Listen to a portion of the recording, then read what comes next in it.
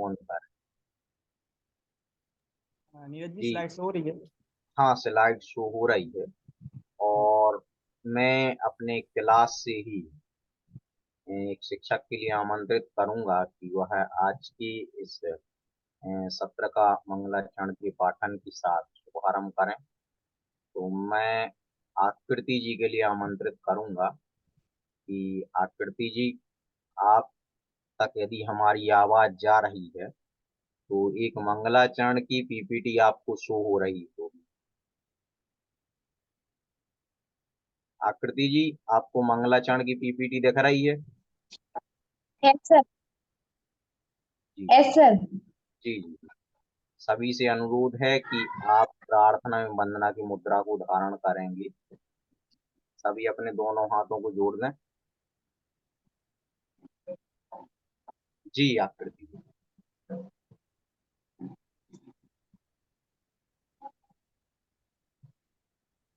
मंगलम भगवान वीरो, मंगलम गौतमो गणी, मंगलम कुंद कुंदात्यो, जयमोस्तु मंगलम।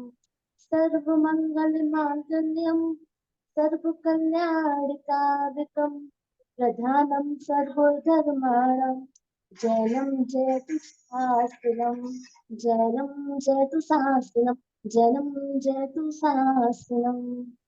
बोले पंच परमेश्वरी भगवान की जय। इसी मंगलमय मंगलाचरण के साथ आज के प्रशिक्षण कार्यक्रम को गति प्रदान करने के लिए सम्मानीय प्रशिक्षिका मीनाक्षी मैम के लिए मैं आमंत्रित करूंगा कि वह आज के प्रशिक्षण टॉपिक लिखने पढ़ने एवं याद रखने की समस्या एवं उसके उपाय, इस पर आप सभी को प्रशिक्षित करेंगे। जी सम्मानित। धन्यवाद नीरज जी। सभी को जय जिनेंद्र, नमस्कार। कैसे हैं आप सब? ये जो प्रशिक्षण है ये टू वे कम्युनिकेशन में रहेगा, वन वे में नहीं रहेगा। तो चैट बॉक्स का उपयोग आप सभी को करना है, क्योंकि आप सभी सीनियर हैं, वरिष्ठ हैं, अनुभवी हैं। तो इस बात का आपको ध्यान रखना है कि हमें छोटी छोटी बातें इस ऑनलाइन मंच के बढ़िया माध्यम से इति ना जी। बोलनी पड़े। मैं बढ़िया हूँ इति जी। शिवानी जी जय जिनेंद्र। रुचि जी बिल्कुल बढ़िया हूँ मैं।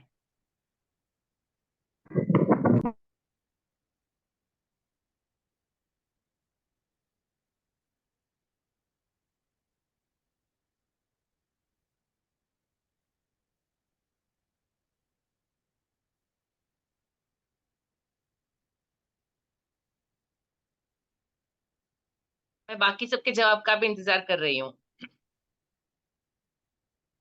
नमस्ते प्रगति जी।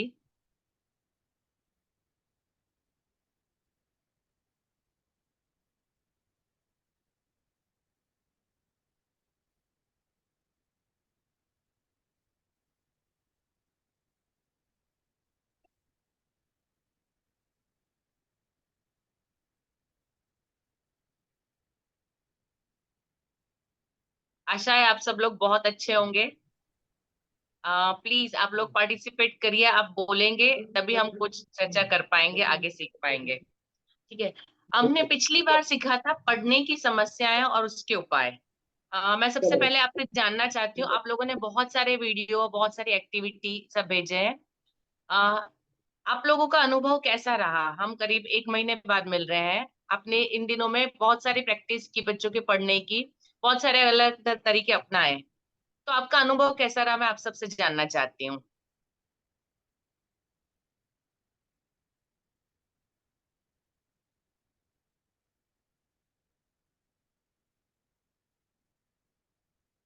कौन जी पहले बिल्कुल। बताएगा? जैसा कि मैम ने बताया है कि हम एक सवा महीने बाद आपसे रूबरू हो रहे हैं।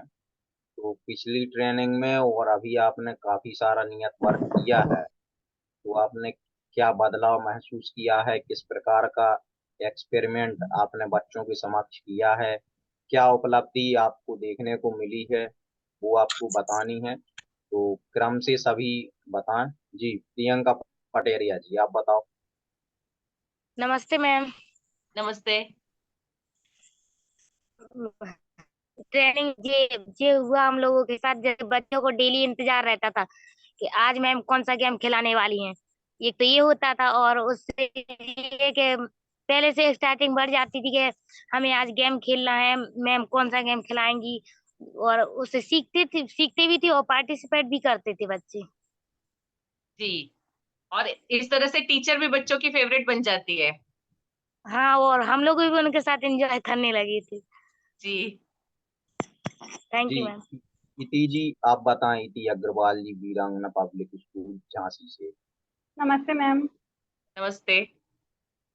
मैम, बच्चे बहुत उत्साहित रहते थे कि आज मैम हमारे लिए क्या लेके आएंगी नया, जिससे बच्चों को और बहुत सारी चीजें नई सीखने में मिली। जो चीज बच्चे लर्न नहीं कर पाते थे, इस पजल पजल गेम वगैरह के द्वारा वो अच्छे से लर्न भी करने लगे।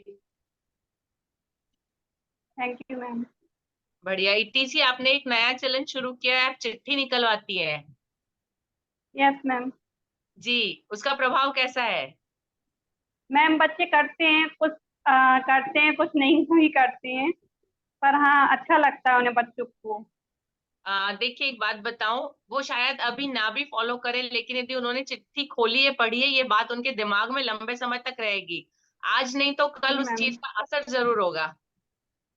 जी यस मैम। मैम, हम चाहते हैं कि वो आप सभी के समक्ष एक्सप्लेन करें कि किस प्रकार की आप चिट्ठी निकलवा जी रहे हैं। थोड़ा आप बताएं। सर, उसमें मतलब बच्चों को जैसे 10 चिट्ठी डाली, उसमें 10 बातें नई नई डाली हैं। जैसे हमें झूठ नहीं जी बोलना है। आज मतलब जो एक दिन का काम वर्क होता है, जैसे झूठ नहीं बोलना है, हमें अपना नियत वर्क करना है, हमें टीवी, आज टीवी नहीं देखनी है, मोबाइल नहीं चलाना है, घर पे मम्मी पापा की मदद करनी है। इस तरीके से 10 पर्ची बना के डालते हैं। वन बाई वन बच्चा आता है, वो पर्ची उठाता है, उससे बोला जाता है कि ये आज आपको करना है। और नेक्स्ट डे जी पूछते हैं कि बच्चा ने किया कि नहीं किया, तो वो बताता है। जी जी, ये बहुत अच्छा प्रयोग है नैतिक शिक्षा और संस्कार को लेकर भी। जी मैम, कंटिन्यू। बाकी लोगों से भी मुझे उम्मीद है आप लोग भी अपनी कक्षा में यदि इसका प्रयोग करेंगे तो इसके बहुत अच्छे परिणाम देखने को मिलेंगे। एक बहुत अच्छा तरीका है ये।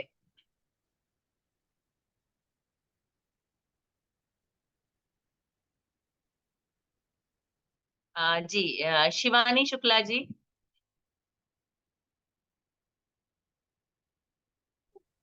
जय जिनेन्द्र मैम। जय जिनेन्द्र। बच्चों को हम लोगों ने छोटे छोटे जो शब्द होते हैं वो पढ़ना सिखाए पहले, उससे 2 से 3 और 3 से 4 जब पढ़ाए तो बच्चों को पढ़ने में बिल्कुल ज्यादा कठिनाई नहीं हुई। जो बच्चे नहीं भी पढ़ते थे, मतलब उनका मन नहीं लगता था, उन बच्चों ने भी पढ़े हैं, और वो बहुत खुश होते हैं कि आज मैम क्या वर्क आया है, कौन सी एक्टिविटी कराने वाले हैं। आप वो खुद से पूछते हैं, हम लोग तो जी उनको बाद में बताते हैं। जी मैम। थैंक जी, यू बहुत मैम। बढ़िया। बहुत बढ़िया शिवानी जी। अनुराधा चौरसिया जी। नमस्ते मैम। नमस्ते। मैंने जंबल वर्ड वाला जो आपने करवाया था वो मैंने बच्चों को करवाया था। इसमें कुछ बच्चों ने तो कर लिया था, बाकी कुछ बच्चों को थोड़ा प्रॉब्लम जा रही थी करने में, मीनिंग्स इधर उधर हो गई थी थोड़ा वर्ड्स की। Yes ma'am. कोई बात नहीं, लेकिन पार्टिसिपेट सबने किया। Yes ma'am. जी, और जी बच्चों ने सीखा भी होगा, मजा भी आया जी होगा। जी मैम। जी जी, जी, धन्यवाद Anuradha ji. Thank you ma'am. Jyoti Jain.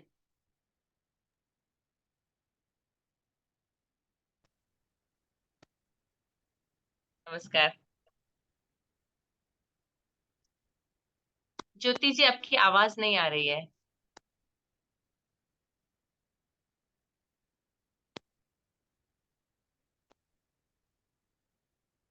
Ma'am आज ब्लूटूथ निकाल के कीजिएगा, ब्लूटूथ डिस्टर्ब करने लगती है कभी कभी। मैम जी नमस्ते। मैम, मैं वैसे तो मैं क्लास नहीं लेती हूँ, लेकिन जब छुट्टी होती है तो बच्चे कुछ रह जाते हैं, बस का वेट करते हैं, टैक्सी का वेट करते हैं, तो उनके साथ कुछ गेम खेले हैं मैंने।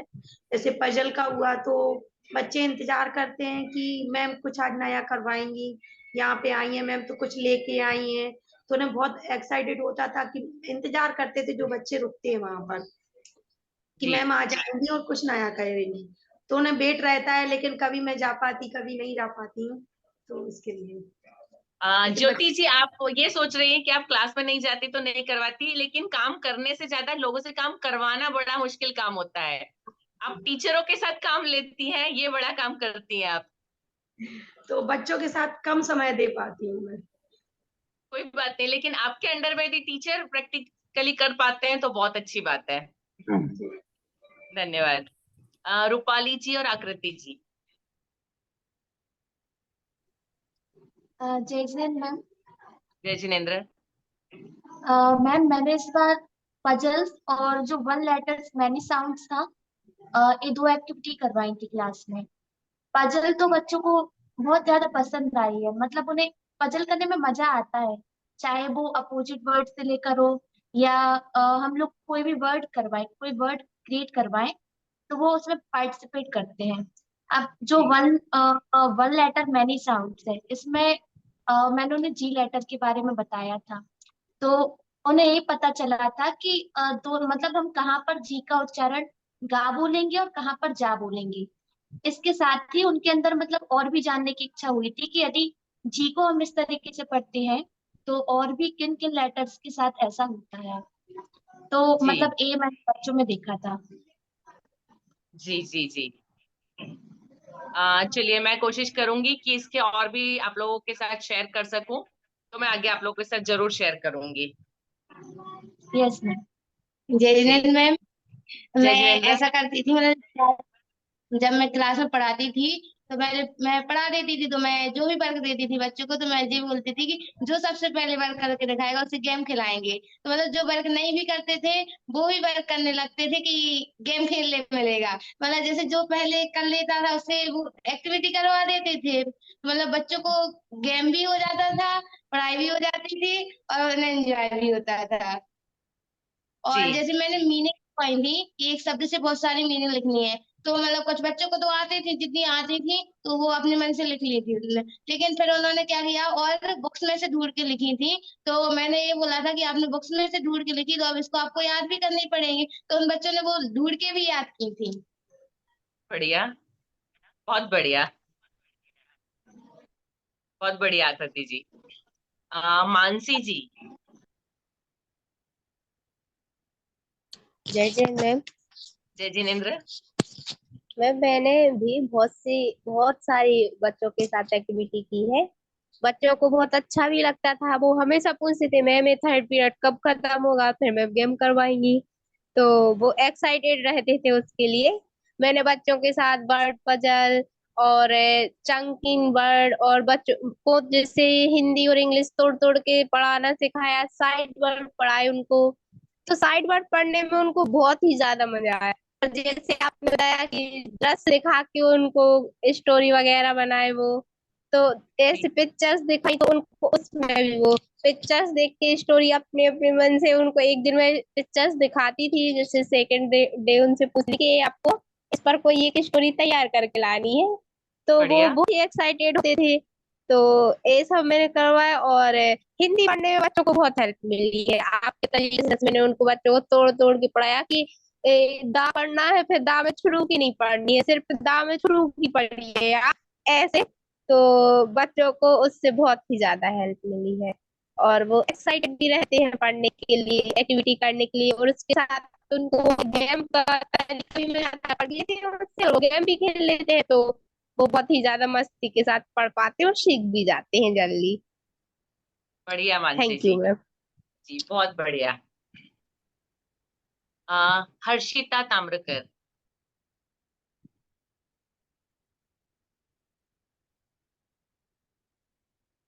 हर्षिता जी। नमस्ते नमस्ते। मैम। मैंने क्लास में बहुत से गेम कराए हैं। ऐसा भी कराया, आपने बताया था बच्चों को डॉट डॉट रखकर कोई भी आकर उनसे दोनों हाथों से उनको ज्वाइन करें, तो मैंने ये भी करवाया। और अल्फाबेट भी उनको गेम के माध्यम से मैंने पढ़ाई हैं, जैसे जी गेम। जी, धन्यवाद thank you ma'am. Harshada ji. Thank you uh, ma'am. Raksha ji. जय जिनेन्द्र मैम। जय जिनेन्द्र। मैम मैंने कुछ बच्चों के लिए चंकिंग विधि सिखाई जो आपने बताई थी, शब्दों को तोड़ तोड़ के पढ़ाना। जिनको हिंदी नहीं आ रही थी उनको बहुत ज्यादा इससे लाभ हुआ। बहुत सारे बच्चों को पढ़ना आया इससे, उन्होंने तोड़ तोड़ के वर्ड पढ़े और अच्छा भी लगा, क्योंकि जो बच्चे पढ़ नहीं पाते थे तो उनको अपने आप में गिल्ट फील होता था, लेकिन उनको भी इस विधि से पढ़ना आया तो फिर वो आगे हुए और उन्हें डेली स्टार्ट किए, कम से कम 5 दिन तो लगातार किया। कुछ बढ़िया। बच्चों को जिसको मेरे ख्याल से डिसलेक्सिया के लक्षण दिख रहे थे, तो उनको हाँ हाँ। डिकोडिंग इशू बताया, जैसे का और का में आपने जो अंतर बताया था, उनमें भी बहुत सारे बच्चों को समझ में आया। कुछ कोशिश करते जा रहे हैं। और बहुत सारी एक्टिविटी जो आपने दोनों हाथ से या पुरानी वाली जो भी सिखाई थी, जैसे जो उच्चारण में परेशानी आती थी उन कि जी एक वर्ड से बॉबिल के साथ में जो बच्चे नहीं पढ़ पाते तो उनको बताया और उस टाइप से उन्होंने पढ़े भी हैं, उन्हें समझ में आया। आपने जो साइट वर्ड बताए थे ये भी बच्चों ने ध्यान पूर्वक पढ़े, उनको समझ में आया कि ये कहलाती, क्योंकि आज तक पढ़ते आ रहे थे उस टाइप से, मैंने भी ध्यान नहीं दिया कि ये वर्ड कौन से होते हैं। जब आपने मुझे बताया तब मैंने इनकी प्रॉपर वीडियो देखी, तब बच्चों को सिखाया, तो उन्होंने उन्होंने भी समझा कि साइड वर्ड होते क्या हैं, क्योंकि हम जी पढ़ते आ रहे थे एन दा ए एंड जो भी है, पर हमें उस टाइप से पता नहीं था कि ये साइड वर्ड होते हैं, क्योंकि जी इसके पहले पढ़ा नहीं था। फिर जी जैसे ही वीडियो देखी और आपने बताया तो उनको समझाया तो प्रॉपर उन्हें समझ में आए। फिर बच्चों ने टिक मार्क भी किया कि ये साइड वर्ड होते हैं और उनको प्रॉपर कॉपी में भी लिखा, फिर तो वो खुद से भी करके लाए। और बहुत सारे जितने आपने ये मिस्र जो मिक्स सॉरी मिस्र परेशानियां होती जैसे कलम कमल, इस टाइप के जो हाँ छोटे जी छोटे बच्चे थे, मतलब छोटी क्लास की, जी, उन्होंने पढ़ के सुनाई है। उन्होंने ये वो मिक्स सॉरी वो करके ये चंकिंग विधि से छोटे छोटे से वर्ड पढ़े और उनको बताया कि ये मिक्स परेशानियां कैसे, उनको बताया हमने कि कैसे दूर होती है, तो बच्चों ने पढ़ के बताया कि ये कमल होता, ये कलम होता, इस जी टाइप से उन्होंने, मतलब मेरे ख्याल से जो आपने वीडियो में हम लोग को जितने भी टीएलएम के थ्रू बताया है, तो उनको बहुत जी सारी चीजें ऐसी हैं जिनसे बच्चों में बहुत सुधार आया। मतलब इस मीटिंग में आपकी बोले तो बच्चों ने बहुत कुछ सीखा है। सबसे पहले तो हिंदी सीखी है, बहुत ज्यादा बच्चों पे प्रभाव आया इसका। चंकिंग बढ़िया। विधि से तो बहुत सारे बच्चे प्रभावित हुए, उन्होंने पढ़े भी हैं, जिनसे इंग्लिश वर्ड हिंदी वर्ड कोई नहीं बन रहे थे, मतलब जो छोटे बच्चे, उनको ये भी समझ में आया, फिर उन्होंने तोड़ तोड़ बताया। कोई वर्ड जैसे आने नहीं लगता कि किसको कितना तोड़े, तो उन्होंने 2-3 दिन में प्रैक्टिस करने के बाद वो भी बताया कि इसको इतना तोड़ते, इतना, फिर इतना इतना करके पूरा पढ़ा। हम लोग असेंबली में पेपर भी पढ़वाते हैं बच्चों से, तो बढ़िया। जैसे कुछ बच्चों से नहीं आती है तो उन्होंने हाँ अपने आप में थोड़ा डरने लगते हैं कि हम आगे जाके पढ़ेंगे, लेकिन उनको क्लास में ये विधि सिखाई तो फिर सभी बच्चों ने कोशिश करी। जो बहुत ज्यादा बड़े वर्ड थे उनको बस नहीं पढ़ पाए। धन्यवाद मैम, ऐसे ही हम लोग को बताते रहना आप। मेरे ख्याल से एक बात बहुत और, बढ़िया रक्षा जी। जी जी। जी मैम, जैसे आप अपनी मीटिंग होती है 1 मंथ में, तो हाँ जी। ये विधि जो आप बताती है तो मतलब 1 महीने के लिए बहुत है, अगर हम 4-4 दिन 3-3 दिन भी करें इसकी प्रैक्टिस तो हम कर पाते हैं और बच्चे सीख भी पाते हैं। लेकिन कुछ दिन आप जैसे शाम को या दोपहर, मतलब जब आपको टाइम हो, तो आप कोई भी वीडियो डाल सकते हैं कि आप ये करा सकते, बच्चों को ये करा सकते, क्योंकि बच्चे सीखते तो हैं लेकिन नया सीखने के लिए जी और ज्यादा उत्सुक रहते हैं कि आज आप क्या सिखाने वाले हैं। जो हम सिखा देते हैं उनको, फिर उनका थोड़ा कम मन लगता है उसमें, इसलिए अगर आपको ठीक टाइम हो है। तो, नहीं तो ये इतना बहुत है उनके लिए। Thank you. आ, ठीक है रुचि जी। रक्षा जी सॉरी। थोड़ा सा मेरे से पास मतलब मेरा स्कूल दोपहर का है, वो मैं सुबह मतलब घर के काम जी दोपहर स्कूल, तो थोड़ा सा मेरा टाइम का मैनेजमेंट मुश्किल होता है, लेकिन मैं कोशिश करूंगी, मैं वीडियोस वगैरह निकाल के ऐसा हो तो मैं सजल जी या नीरज जी के साथ शेयर करके रखूंगी, ताकि वो हफ्ते में एटलीस्ट 2 या 3 बार आप लोगों के साथ ये शेयर करें। Definitely I do. जी मैम। जी धन्यवाद जी रक्षा जी। रुचि जी।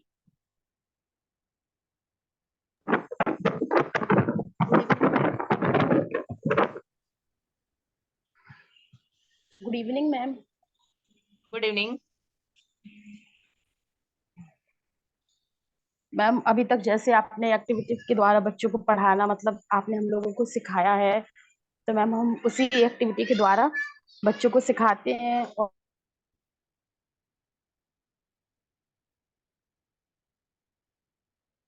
और मैम जो बच्चे वीक भी हैं वो भी मैं बहुत कुछ अच्छे से रोज एक्टिविटी करवाती हूँ अपनी क्लास में डेली। रीडिंग से लेके बुक पढ़वाती हूँ मैम, वो भी एक्टिविटी के साथ, इंग्लिश की, हिंदी की। और जब बच्चों को कुछ याद करने में प्रॉब्लम होती है तो मैं वो भी मैं एक एक्टिविटी के थ्रू ही उनको याद करवाती हूँ। इससे बच्चों को मैम बहुत अच्छे से याद हो जाता है। Thank you ma'am. जी धन्यवाद रुचि जी। प्रगति सक्सेना। जी, प्रगति सक्सेना और दुर्गा लोधी तैयार रहेंगे। जी नमस्ते मैम। नमस्ते। मैम जो आपने वो बताया था ना मिक्स इंग्लिश अल्फाबेट्स का, मतलब जी और जा कैसे जब पढ़े बच्चों को, सी जी एच का साउंड और सा साउंड। मैंने जी इसकी कुछ वीडियोस देखी थी, मतलब इसके बारे में भी बच्चों को कुछ बताया था। बाकी ये वाली एक्टिविटी भी करवाई थी कि चीज जा पढ़ते हैं, जा पढ़ते हैं, मतलब इंटरेस्ट लिया था बच्चों ने, बहुत अच्छे से एक्टिविटी की थी। और मैम मतलब ये था कि इतने अच्छे से हमने भी कभी इसका बहुत कुछ किया था कि कब अपन ये पढ़ते हैं, क्या रूल्स होते हैं, तो हम लोग ने मतलब मैंने भी सीखा और बच्चों को भी सिखाया, तो मैं बहुत इंटरेस्टिंग लगा, अच्छी एक्टिविटी थी। ठीक है। जी प्रगति जी आप वीडियो भी ऑन रख लीजिए प्लीज, ताकि हम आपको देख भी पाए। मैम एक्चुअली मैं रास्ते में हूँ, घर जा रही हूँ अभी, ट्रेवलिंग मैं कर रहा है। क्यों तो आवाज कटने लगती है आपकी। ठीक है। मैं रास्ते में दुर्गा हूँ जी मैम। कोई बात नहीं। अब सुन पा रही होगी आप बाहर का साउंड भी। जी कोई बात नहीं। जी प्रगति मैम समझ सकते हैं। जी दुर्गा कोई लोधी बात जी, नहीं। आप अनम्यूट करें अगर हमारी ये आवाज आप तक पहुंच रही है।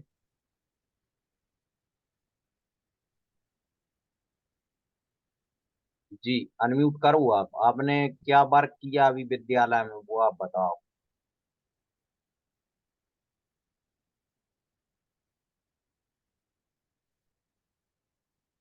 दुर्गा जी। शायद हमें लगता है वो अनम्यूट नहीं कर पा रहा है।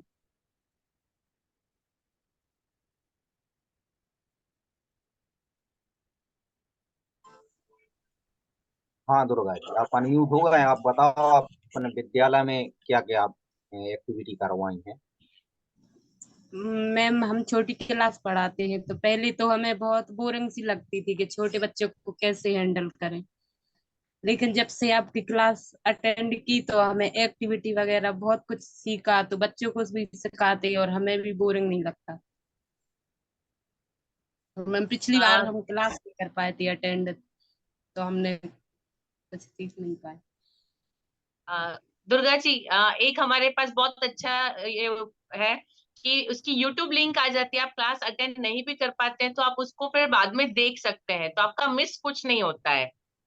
ठीक जी है, तो मैम। अब यदि क्लास आपकी मिस हो जाती है तो आप उसको देख लीजिए यूट्यूब लिंक से। ठीक है। और जी मैम। दूसरी बात, मुझे लगता है कि सबसे ज्यादा मजेदार छोटे बच्चों को पढ़ाना होता है, जी जो मैम। मेरा अनुभव है। क्योंकि बड़े बच्चे हैं वो बहुत सारी चीजें समझते हैं, वो उनका जो मतलब एक्सप्रेशन होता है वो आप क्या एक्सप्रेशन देंगे उनको दिमाग में रख के उसके बाद बोलते हैं। लेकिन छोटे बच्चे खुले दिल से बोलते हैं, बहुत प्यार से मिलते हैं, प्यार से खेलते हैं। तो मुझे लगता हाँ है मैं कि छोटे बच्चों के साथ ज्यादा मजा आता है, उनको सिखाने में ज्यादा अच्छा लगता है। ये मेरा अनुभव है। हाँ जी मैम, हमने सीखा है कि मतलब जब एक्टिविटीज कर उन बच्चों को सिखा भी देते हैं और मतलब बोरिंग अपन भी नहीं होते हैं, तो हमें भी बहुत जी अच्छा लगता है। जी जी बिल्कुल। जी। नीरज जी कोई टीचर में कोई बाकी है अभी? जी अभी हाल ही में क्या राजपूत मैम जुड़ी हुई हैं, जी यहाँ पे एक फैमिली प्रोग्राम है, शायद वो अपनी प्रतिक्रिया दे पाए। जी रिया जी, आप अपनी प्रतिक्रिया दे सकती हैं।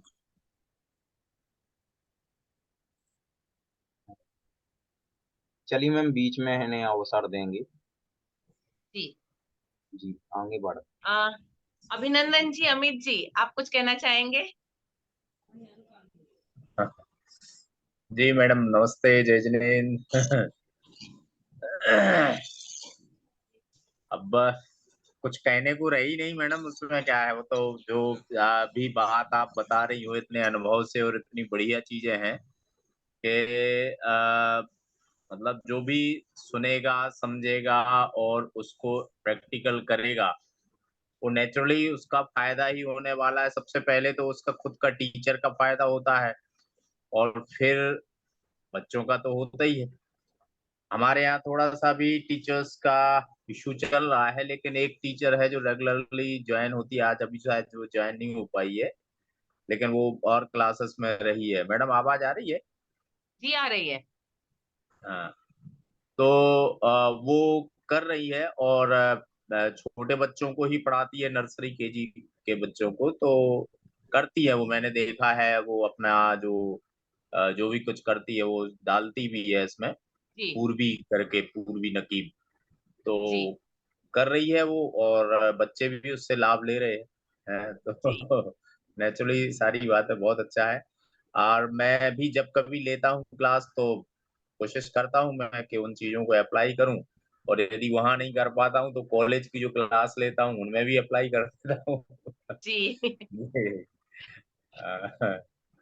धन्यवाद अभिनंदन जी। जी जी जी, thank you very much. Ma'am पिछले कुछ समय से लगातार ट्रैवलिंग के कारण मैं ज़्यादा स्कूल में समय तो नहीं दे पाया हूँ। लेकिन जो टीचर्स का रिस्पॉन्स है और जो उन्होंने जो आपने उनको सिखाया है उस उनका प्रयोग करके उनको उनको भी आनंद आया, बच्चों को भी आनंद आया, और उनके मुख से ही आपने स्वयं ही सुना है कि उनको वो जी सब एक्टिविटीज करा करके कैसा लगा है, और क्या उनको बेनिफिट हुए हैं। जी तो हम उसका डायरेक्ट बेनिफिट देख पा रहे हैं। बच्चों को भी पढ़ाई बोरिंग नहीं लगती है, पढ़ाई में आनंद आता है।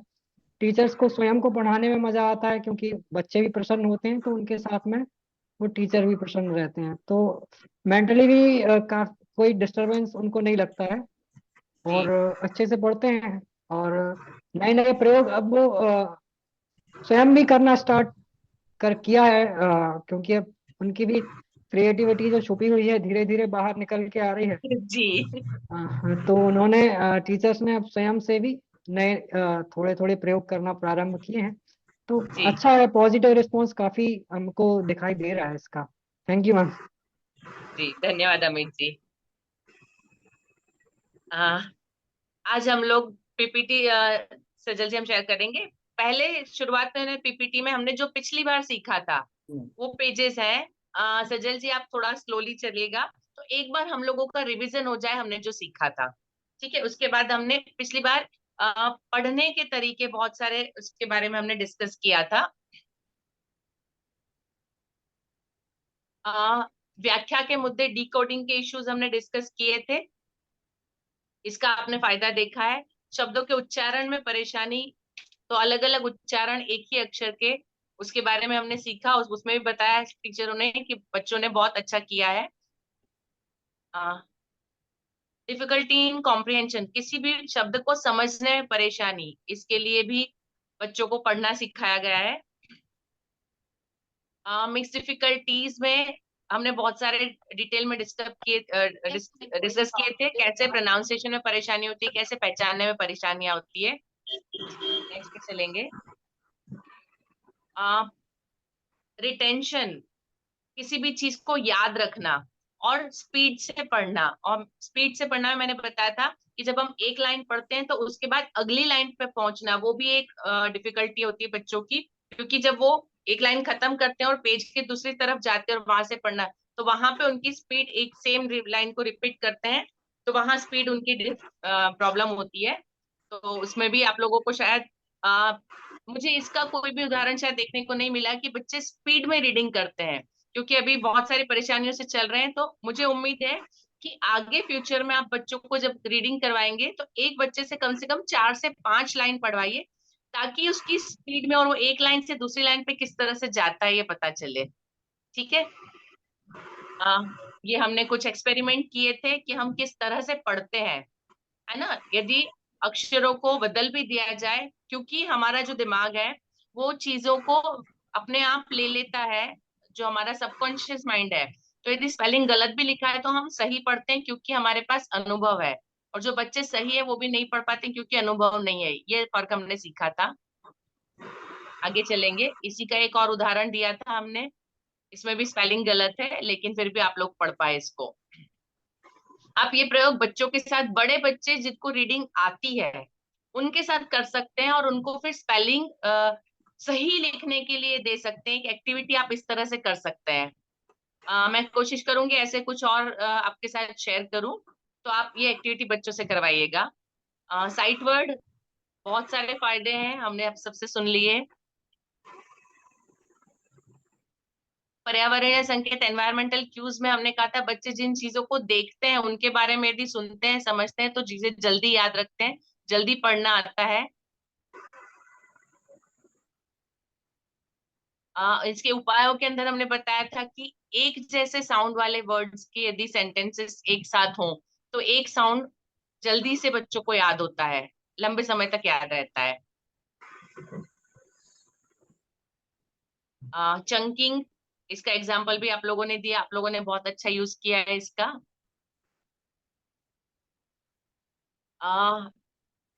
बच्चों को उसके विचारों और सोच की रणनीति की सक्रिय करना, कैसे हमने इसके बारे में किया था। बेसिक रूल उनको सिखाए। जब बच्चा एक बार समझ जाता है कि किसी भी चीज को कैसे पढ़ा जाता है, मैंने यहाँ पे एग्जाम्पल लिया था कि पदेन और रेफ का, क्रम और कर्म। तो इस तरह से जब एक बार कंसेप्ट दे देते हैं कि कब बोला जाता है, उसको कैसे लिखा जाता है और कैसे पढ़ा जाता है, तो बच्चे को समझ आ जाता है। जी नेक्स्ट। कुछ हमने उपायों में था कि वोकेबलरी उनकी बढ़ाने के लिए कुछ गेम, वो भी बहुत अच्छे रहे गेम। इसके मैं कुछ और गेम आपके साथ शेयर करूंगी। एक था रेसिप्रोकल टीचिंग, पारस्परिक शिक्षण, जिसमें बच्चे खुद पढ़ाएं, यदि वो अपने आप बताते हैं। हम जब टेबल टर्न कर लेते हैं, रोल बदल लेते हैं, तब जब सिखाता है कोई व्यक्ति तो ज्यादा अच्छे से समझता है। तो बच्चों को सिखाने के लिए मैंने कहा था कि उनको दीजिए कि वो सिखाए, उनके अपनी तरफ से कुछ लाए। और उसके अलावा दृश्य कल्पना और ऑडियो बुक्स के बारे में हमने बात की थी। स्पेशल नीड हमने डिस्कस किया था, कुछ कुछ बच्चों की कुछ स्पेशल परेशानियां होती है, उनको कुछ अलग तरीके से बहुत सारी साइकोलॉजिकल प्रॉब्लम होती है, उनके बारे में हमने डिस्कस किया था। नेक्स्ट पे अभी आज हम डिस्कस करने वाले लिखने की समस्या है। लिखने की समस्या में पहले मैं आप लोगों से सुनना चाहूंगी कि आपके पास कौन कौन सी ऐसी समस्याएं हैं लिखने की। कोई यदि आपके पास कुछ ऐसा है स्पेशल तो हम पहले डिस्कस करें, फिर आगे हम बढ़ते हैं। आपके पास कुछ बच्चे हैं जो परेशानी महसूस करते हैं? नमस्ते मैम। हाँ जी नमस्ते। मैम हमारी मतलब 5th क्लास में एक बच्चा है, बोर्ड पे जो लिखा था वो तो थोड़ा बहुत गलत लिखता ही है। जैसे क्वेश्चन वगैरह हम लोग टिक लगाते हैं कि आपको इसको बुक में से नोट करना है, मैम वो क्वेश्चन भी गलत लिखता है। जब कॉपी चेक करते तो आंसर तो जो है सुधारते ही, साथ में क्वेश्चन भी सुधारना पड़ता है। मतलब बुक से कॉपी करने में प्रॉब्लम है उसको? हाँ मैम, वो कहीं से भी कॉपी करता है तो मैम उसको प्रॉब्लम आती है। मतलब जैसे 5 क्वेश्चन लिखे तो अब आपने बोला थर्ड क्वेश्चन लिखना, तो वो थर्ड की जगह सेकंड लिखता है या फोर्थ लिखता है, इस तरह से? नहीं मैम ऐसा नहीं है, जैसे हमने बोला थर्ड लिखना तो वो थर्ड ही लिखता है, लेकिन जैसा मतलब बुक में रहता है वो वैसा नहीं लिखता है, मतलब वो पूरा गलत कर देता है। जैसे कंप्लेंट की स्पेलिंग है तो वो भी मैम अगर देख के लिखेगा वो भी गलत लिखेगा वो। जी जी। रिया जी, जी बिल्कुल मैम। सही है। ये लिखने की प्रॉब्लम इसमें क्या होता है, क्योंकि वो बच्चा स्पेलिंग नहीं जानता है, एक तो पढ़ने की प्रॉब्लम है, ठीक है, जी मैम। उसको स्पेलिंग नहीं आती है, पहले उसको पढ़ना और स्पेलिंग याद रखना। और इसमें इनको बच्चों को हमको सिखाना पड़ेगा कि जब लिखते हैं बच्चे तो एक मतलब 2 तरीका होता है उनका। कुछ बच्चे होते हैं वो 2 या 3 वर्ड एक साथ पढ़ लेते हैं और फिर एक साथ लिखते हैं, तो उनकी स्पीड होती है। कुछ बच्चे होते हैं जो एक वर्ड को देखते हैं फिर लिखते हैं, फिर दूसरा वर्ड देखते हैं फिर लिखते हैं, वो बार बार चेहरा ऊपर नीचे करना, वो क्या होता है, उनकी हेड की पोजीशन चेंज होती है, तो वो कभी कभी ऊपर नीचे अलग आगे पीछे हो जाता है। और यदि तीसरा, उसमें यदि उनको स्पेलिंग नहीं आता है और पूरा स्पेलिंग कॉपी करना है, तो वो थोड़ा थोड़ा स्पेलिंग देख के आधा आधा लिखे, तो वहां पे गलती करते हैं बच्चे। ये प्रैक्टिकल प्रॉब्लम होते हैं कॉपी करने के।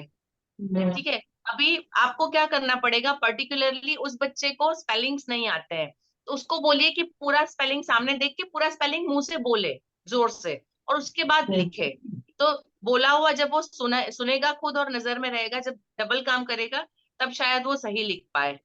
या उसको बोलिए कि कुछ पेंसिल या स्केल जो होती है वो उसके नीचे रख दे, ताकि उसको सिर्फ एक लाइन दिखे जो उसको कॉपी करना है ना। रूलर जो होती है वो उसके नीचे रखा, और फिर वो थर्ड क्वेश्चन कॉपी करना है, तो सिर्फ थर्ड क्वेश्चन दिखना चाहिए उसको, तो शायद उसकी गलतियां कम हो। जी मैम। मैम हमारा मतलब एक और समस्या है, मतलब लिखने से नहीं है। एक बच्चा है मैम, मतलब 5th में है, लेकिन उसके इस साल बोर्ड है, तो उसका ज्यादा टेंशन है कि वो थोड़ा पढ़े लिखे। तो मैम उसको ऐसा नहीं कि कोई सब्जेक्ट है जैसे कि बुरा लगता, उसे जितने सब्जेक्ट है उनमें कोई में भी मैम उसको दिलचस्पी नहीं है। वो घर पे जैसे किसी ने बोल दिया कि आज आपको ये पढ़ना है, तो 15 दिन स्कूल नहीं आता है मैम। और कॉपी कंप्लीट करने को बोलो तो मैम कॉपी भी बहुत कम मतलब कंप्लीट रहती है। और हमें उसकी मतलब जो ईवीएस की कॉपी है हमने उससे मांगी, बहुत मांगी, मैम उसने 15 दिन का गैप किया। और वो कॉपी मैम हमें एग्जाम के एक दिन पहले मिली। जब उसको चेक किया तो पूरी मिस्टेक थी। और मतलब घर पे भी हमने उनके माता पिता से बात की, तो बोलते हैं कि वो घर पे किसी से नहीं डरता, ना माँ से ना पिताजी से, किसी से नहीं डरता। उसका मन ही नहीं होता है स्कूल आने का। और जैसे किसी भी मैम का टेस्ट होता है तो मैम वो इस प्रकार से मतलब ड्रामा करता है कि उसे घर भेजना ही पड़ता है। मैम वो अरे पढ़ाई बाप में रे। बिल्कुल ध्यान नहीं देता। अभी मतलब घर देखिए पे भी इसमें देख लिया, सब कर लिया। आप तब तक कर पाएंगे जब तक वो स्कूल में है, लेकिन जो प्रॉब्लम घर पे है, घर पे किसी के कंट्रोल में नहीं है, तो पहले तो पेरेंट्स से डिस्कस करिए।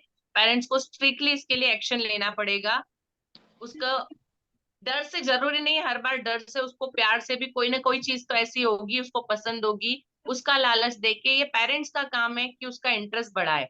स्कूल में जब आता है तब आप उसको मतलब जैसे यदि वो लिख लेता है, 2 लाइन भी सही लिखता है, तो आप उसको स्टार दीजिए, आप उसको कुछ चॉकलेट दीजिए, आप उसको मॉनिटर बनाइए, मतलब ऐसा कोई उसको दीजिए कि उसको फील हो कि हाँ मुझे स्पेशल फील हो रहा है, तो शायद उसका इंटरेस्ट जगे। उसको इंटरेस्ट जगाने के लिए आप स्कूल में जो भी कर सकते हैं उसके लिए आप वो करिए। मेरे पास ऐसे बच्चे होते हैं, मैं क्या करती हूँ कि उस बच्चे ने जिस दिन कर लिया तो पूरी क्लास के सामने उसको खड़ा करके सारे बच्चे उसके लिए क्लैप करते हैं, तो बच्चे बड़ा कॉन्फिडेंट फील करते हैं कि हाँ मैंने कुछ अच्छा किया है, रिकॉग्नाइज हुआ है। तो हम ये स्कूल में ये तरीके अपना सकते हैं, लेकिन इसमें पेरेंट्स की जिम्मेदारी बिल्कुल बराबर है। तो आप पेरेंट्स को बोलिए कि वो जरूर इसमें ध्यान दे, और थोड़ा स्ट्रिक्टली, 5th बोर्ड है और जी 5th में बच्चा 10 साल का छोटा नहीं है बच्चा, उसको भी अपना सही गलत समझ में आता है, वो भी जी अपना फ्यूचर सोच सकता है ना। 4th 5th के बच्चे इतना समझ आते हैं कि मैं पढ़ूंगा तो क्या होगा, नहीं पढ़ूंगा तो क्या होगा, इतना डिफरेंस जी समझ सकते हैं वो। जी। ठीक है थैंक यू मैम। जी। हाँ चलिए हम आज पे आते हैं। लिखने के लिए पहले 2 प्रॉब्लम होते हैं। एक होता है संगठन, मतलब कंपोजिशन। कंपोजिशन मतलब क्या लिखना है, और दूसरा होता है ट्रांसक्रिप्शन, मतलब कैसे लिखना है जो लिखा जाता है। ठीक है। ये 2 प्रॉब्लम होती है बच्चों की, इसमें जहां पे भी बच्चे अटकते हैं वहां लिखने में प्रॉब्लम आती है। कंपोजिशन क्या लिखना है, इसके अंदर यदि आप बच्चे को बोले कि सपोज एक 2 या 3 लाइन में आप एक कैरेक्टर दिया है कि उसके बारे में आप 2 या 3 लाइनें लिखिए, या आप अपने तरफ से कुछ लिखिए, तो वहां पे बच्चे की, उनको समझ तो आता है। उस सपोज मैंने बोला दिवाली के बारे में, या आप घूमने गए थे तो आपका अनुभव कैसा रहा उस बारे में कुछ लिखिए, तो वहां पे बच्चे क्या होता है अटक जाते हैं। वो फील तो करते हैं लेकिन एक्सप्रेस नहीं कर पाते हैं। तो क्या लिखना, मसौदा क्या होना चाहिए लिखने का। एक क्वेश्चन पूछा आपने, आपने एक कविता पढ़ा दी, और फिर आप बच्चे को पूछे कि इस कविता से आपको क्या बोध मिला, या इसमें आपको क्या अच्छा लगा, आप अपने शब्दों में बताइए, तो वहां बच्चे नहीं कर पाते हैं। निबंध लिखना है, उनको टॉपिक दे देते हैं, 2 3 बातें पता होती है, लेकिन उसको कैसे प्रॉपरली लिखना वो नहीं। तो किसी भी क्वेश्चन का आंसर, जैसे हम एसएस में शॉर्ट नोट लिखवाते हैं, या साइंस के अंदर पूरा प्रैक्टिकल लिखना होता है ना, किसी भी प्रोसेस को पूरा बताना होता है, तो ऐसी चीजें जब होती है तो वहां पे कैसे लिखना, पूरा क्या आना चाहिए, तो ये पहले तो बच्चों को नॉलेज होना चाहिए।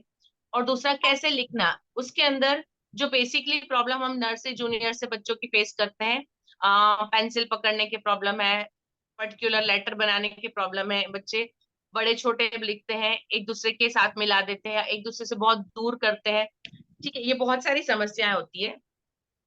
तो बेसिक ये दो प्रॉब्लम होती है, सारी प्रॉब्लम इसके अंतर्गत आएगी। नेक्स्ट स्लाइड पे चलेंगे हम। अभी कौन कौन सी समस्याएं हैं जो मैंने लिखी है, शायद आपकी सारी समस्याएं इसमें आ जाएगी। पहला तो होता है कि कलम पकड़ने का गलत तरीका, बच्चे जो पेन या पेंसिल होल्ड करते हैं उसका तरीका गलत होता है। अभी सबसे पहले तो उनको कब ये पकड़ना सिखाया जाए। हम लोग हिंदुस्तान के अंदर, मतलब हमारे इंडिया के जितने भी स्कूल है, जनरली हम लोग नर्सरी में बच्चों को पेंसिल पकड़ाते हैं। नर्सरी में आप लोग बच्चों को पेंसिल देते हैं, यस और नो? अमित जी यस बोल रहे हैं, मैम। देते हैं। एक्चुअली नर्सरी के बच्चों को पेंसिल नहीं पकड़ानी चाहिए। ज्योति जी नो बोल रहे हैं, बहुत अच्छी बात है। नर्सरी के बच्चे जो होते हैं, मतलब 2.5-3 साल की उम्र होती है जब वो पहली बार स्कूल आते हैं, तो उनको पहले तो आई हैंड कोऑर्डिनेशन नहीं होता है और हम उनको लिखवाना शुरू करते हैं, तो वहीं से उनको प्रॉब्लम शुरू होती है, क्योंकि उनकी एज नहीं है, उनकी इतनी कैपेबिलिटी नहीं है, और हम उनको सीधा पेंसिल पेंसिल की नोक बहुत पतली होती, बहुत छोटी होती है, ठीक है, तो उससे उनको लिखना सिखा दे हम सीधा कॉपी में, तो वो गलत है। इसलिए उसके लिए तरीका क्या होता है, सबसे पहले उनके लिए बहुत मोटे वाले क्रेयॉन्स आते हैं, बहुत थिक होते हैं क्रेयॉन्स, जो जैसे चौक, आपके चौक की मोटाई होती है ना, उससे भी ज्यादा मोटे। तो पहले उनको वो पकड़ाया जाए, उसको जब फोल्ड करना आ जाए उनको फ्रीली, उनको कोई भी कंपल्शन नहीं होना चाहिए कि आपको इसके अंदर करना है, इतना करना है। यदि उन बच्चों को सिखाना है, हम लोग जब बच्चों को कलरिंग सिखाते हैं तो पहले बड़े बड़े शेप बनाते हैं और उस पूरे शेप को पूरा वो लोग फील करते हैं, कुछ आधा करते हैं, कुछ छोड़ते हैं, कुछ लकीरें बनाते हैं। बेसिक कंसेप्ट ये होता है कि वो उस क्रेयॉन को पकड़े, पेंसिल को होल्ड करना सीखे, उनकी फिंगर्स टर्न हो, और उसके बाद वो पूरी चीज को कंप्लीट करना सीखे। जब उनकी होल्ड आ जाता है उसके बाद हम उनको आगे, तो एटलीस्ट जब बच्चा नर्सरी में आता है तो 6 महीने तक तो एटलीस्ट उसको पेंसिल नहीं पकड़ाना चाहिए। यदि वो कुछ करता है तो या तो चौक लेके उसको बोर्ड पे स्क्रिबल करने दिया जाए, या कमरे में बच्चों की हाइट पे एक ब्लैक कलर दीवार के ऊपर लगा दिया जाए जिसको आप बोर्ड की तरह यूज कर सके और बच्चे वहां पे कलर चौक यूज करें, या ब्लैंक प्लेन शीट के अंदर बच्चे मोटे क्रेयॉन्स लेके स्क्रिबल करें, ठीक है। जब ये प्रैक्टिस अच्छी होगी, उसके बाद जब उनके पास कॉन्फिडेंस आ जाएगा, उसके बाद आप उनको लिखने पर लेकर आइए। उसके बाद बड़ी बड़ी लाइनों के बीच में फिर धीरे धीरे उसको छोटा करते करते, और फिर आप मोटे क्रेयॉन से पतले क्रेयॉन और पतले क्रेयॉन से फिर मोटी पेंसिल, है ना, और उसके बाद इस तरह से, तो स्टेप वाइज यदि बच्चे आएंगे तो डेफिनेटली उनका भी इंटरेस्ट आएगा, उनको भी थोड़ा कॉन्फिडेंस आएगा।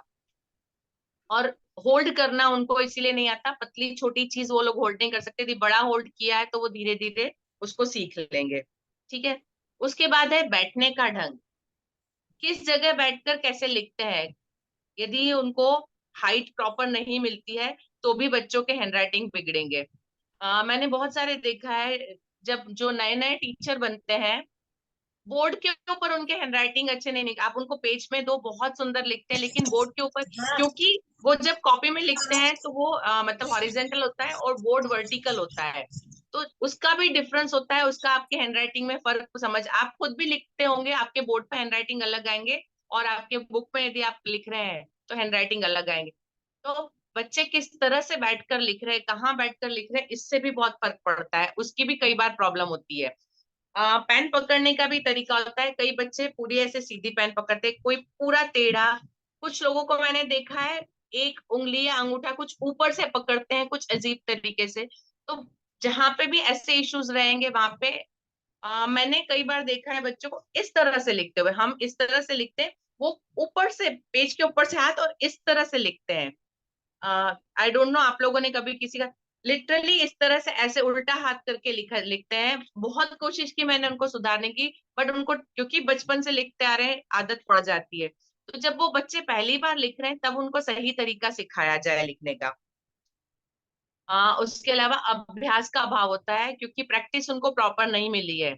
कई बार ये होता है कि नर्सरी जूनियर के अंदर एक बार एक चीज लिखवाई, एक पेज लिख लिया, फिर दूसरे पे हमको कोर्स पूरा करना होता है, तो दूसरे नेक्स्ट लेटर पे चले गए, फिर नेक्स्ट लेटर पे, तो पुराने जो है उसका रिवीजन नहीं होता है, तो बच्चों के मतलब कंसेप्ट क्लियर नहीं होते हैं। कैसे होता है जी अभिनंदन जी? जी, आपने भी ये फेस किया है, मैंने भी फेस किया है इस तरीके से। तो बच्चों को बहुत सारी प्रैक्टिस देनी पड़ती है, और अंग्रेजी में तो 26 है, लेकिन हमारी हिंदी में 36 है। तो वो सारे, और हिंदी वगैरह में क्या है, जो उसके मोड़ होते हैं प्रॉपर यदि नहीं आते हैं तो अक्षर सही नहीं दिखते हैं, और कुछ जो है लेटर एक जैसे होते हैं तो बच्चे उसका डिफरेंस नहीं समझ पाते हैं। जैसे म और भ, तो वो पूरा गोल नहीं बनाएंगे यदि, तो वो म और भ में अंतर नहीं दिखेगा। तो बहुत सारे ऐसे लेटर होते हैं, तो उनके अंतरों पे थोड़ा सा ध्यान दिया जाए। जब नोटबुक चेक करते हैं आप लोग, तो बच्चे ने यदि शुरुआत में कोई लेटर गलत लिखा है तो आप उसको सर्कल करिए, उसको सही लिखना सिखाइए। पॉसिबल है तो क्लास में यदि आप उसको चेक कर रहे हैं तो वहीं पे बच्चे से अपने सामने उसको सही लिखवाइए। यदि एक बार आप सही करवाएंगे तो दोबारा वो सही लिखेगा। कई बार ये होता है कि हम नोटबुक बाद में चेक करते हैं, बच्चे के सामने नहीं करते, तो हम करेक्शन करके रख देते हैं, लेकिन बच्चे ने देखा नहीं है उसको, तो भी उसका सुधार नहीं होता है। उसके अलावा शिरोरेखा की उपेक्षा, हिंदी लिखने पर ऊपर लाइनें छोड़ देते हैं बच्चे। मैंने एक बच्चे को देखा, एक एग्जाम के टाइम पे, मैं मतलब थी, हिंदी का पेपर था, बच्चे ने पूरा पेपर खत्म कर लिया, उसके बाद पहले पेज से खोल के और स्केल लेके, और मैंने कहा क्या कर रहे हो, तो बोले मैम सबके सिर पे लाइन बांध रहा हूँ। पूरा हिंदी उसने बिना लाइन के लिख डाला पूरा पेपर, और आखिरी के 10 मिनट में वो हर एक लाइन के ऊपर, मतलब हर एक लिखे हुए आंसर के ऊपर लाइन बनाने बैठा। तो ये कंसेप्ट गलत होता है। तो हिंदी के लिए सबसे ज्यादा जरूरी है कि उसकी उपेक्षा ना की जाए। शब्दों के बीच में स्थान का अभाव, बच्चे लेटर्स के बीच में जगह नहीं छोड़ते, उनको अक्षर और शब्द का अंतर पता होना चाहिए कि अक्षर है, अक्षरों से मिलके एक शब्द बनाए, शब्द के बाद जगह छूटेगी। हमारे टीचर हमको सिखाते थे तो वो बोलते थे एक शब्द लिखो, फिर उंगली रखो, फिर दूसरा शब्द लिखो, फिर उंगली रखो, जिनको नहीं आता है जो जगह नहीं छोड़ते, ताकि वो डिस्टेंस से लिख पाए। तो उस डिस्टेंस को बताना उनको कि कितनी जगह छोड़नी है। और विराम चिन्हों से संबंधित त्रुटियां लिखने में वो बहुत साधारण गलती है जो सब लोग करते होंगे। आई होप आप लोग अग्री है, मैंने जितनी प्रॉब्लम्स बताई ये है।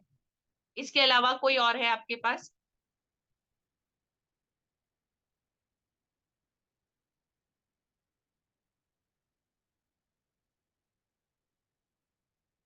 मैम जैसे बच्चे लिखते हैं तो वो एक हाथ फ्री रखते हैं और एक हाथ से लिखते हैं, तो उसमें भी राइटिंग बिगड़ती है बच्चों की। जी बिल्कुल, एक उनको हाथ को होल्ड फ्री करना रख दे, चाहिए कॉपी को। हाँ कॉपी को पकड़ के एक हाथ से और एक हाथ से लिखना चाहिए। जी ये भी जी प्रॉब्लम आती है बच्चों के साथ। जी बिल्कुल। मैम मैं कुछ बोलूं? जी जी एक्चुअली जैसे हम लोग सिखाते हैं बच्चों को, पहले से भी सिखाते आए हैं कि यदि राइटिंग ठीक करना है तो 3S का ध्यान देना चाहिए। 3S पर, एस चाहे वो हिंदी की राइटिंग हो चाहे इंग्लिश की। Shape, size and space. Shape माने जो भी आकार है जी लेटर का, वो कैसे बनना चाहिए प्रॉपर, जैसे बुक में बनाया जाता है या जिस तरह से प्रिंटिंग टाइप का है उस टाइप का शेप हो, प्रॉपर शेप, उस पर प्रैक्टिस हो। साइज उसका क्या छोटा बड़ा साइज है, विशेष तौर से जैसे इंग्लिश में वो जब अपन को 4 लाइन की कॉपी में लिखाते बनाते हैं, 3 लाइन में बनना है, 2 लाइन में जी बनना है या 4 लाइन में बनना है, ये उसका साइज शेप हो गया। और स्पेस, शब्दों के बीच में या जो जगह। लेटर्स हैं उनके बीच में जो स्पेस, प्रॉपर स्पेस, ना कम ना ज्यादा। और यदि इस जी बात पर वो ध्यान देते हैं तो नेचुरली राइटिंग अच्छी आती है। और ऐसा मैंने कई बार उनको जैसे करवाया है तो बच्चों ने काफी अच्छा उसमें, मतलब मैंने देखा कि इम्प्रूव करते हैं। जी जी मैम जी जैसे मेरे स्कूल में 5 लाइन और 2 लाइन की कॉपियां चलती हैं बच्चों के लिए। हाँ जी छोटी क्लास में 5 लाइन की, जो जी अंदर की 3 लाइन होती है उसमें बच्चे बनाते हैं, जैसे छोटे बच्चे बड़े वर्ड बनाते हैं, हाँ और जैसे 2 लाइन है तो वो बड़ी क्लास में चलती है तो उसमें बच्चे उसी लाइन के अंदर बनाते हैं, जी तो उसमें भी राइटिंग प्रैक्टिस होती है। जी, बिल्कुल सही है, बिल्कुल सही तरीका है ये। छोटे बच्चों को 5 लाइन या 4 लाइंस जरूरी है। 5 लाइंस के बाद आप 1 साल के लिए बीच में 4 लाइन लेके फिर 2 लाइन पे भी ला सकते हैं, ताकि बीच की ब्लू लाइन में वो अक्षर लिखे और ऊपर नीचे मात्राएं करे। ये भी हो सकता है जी, बिल्कुल। जी, नेक्स्ट पे चलेंगे हम।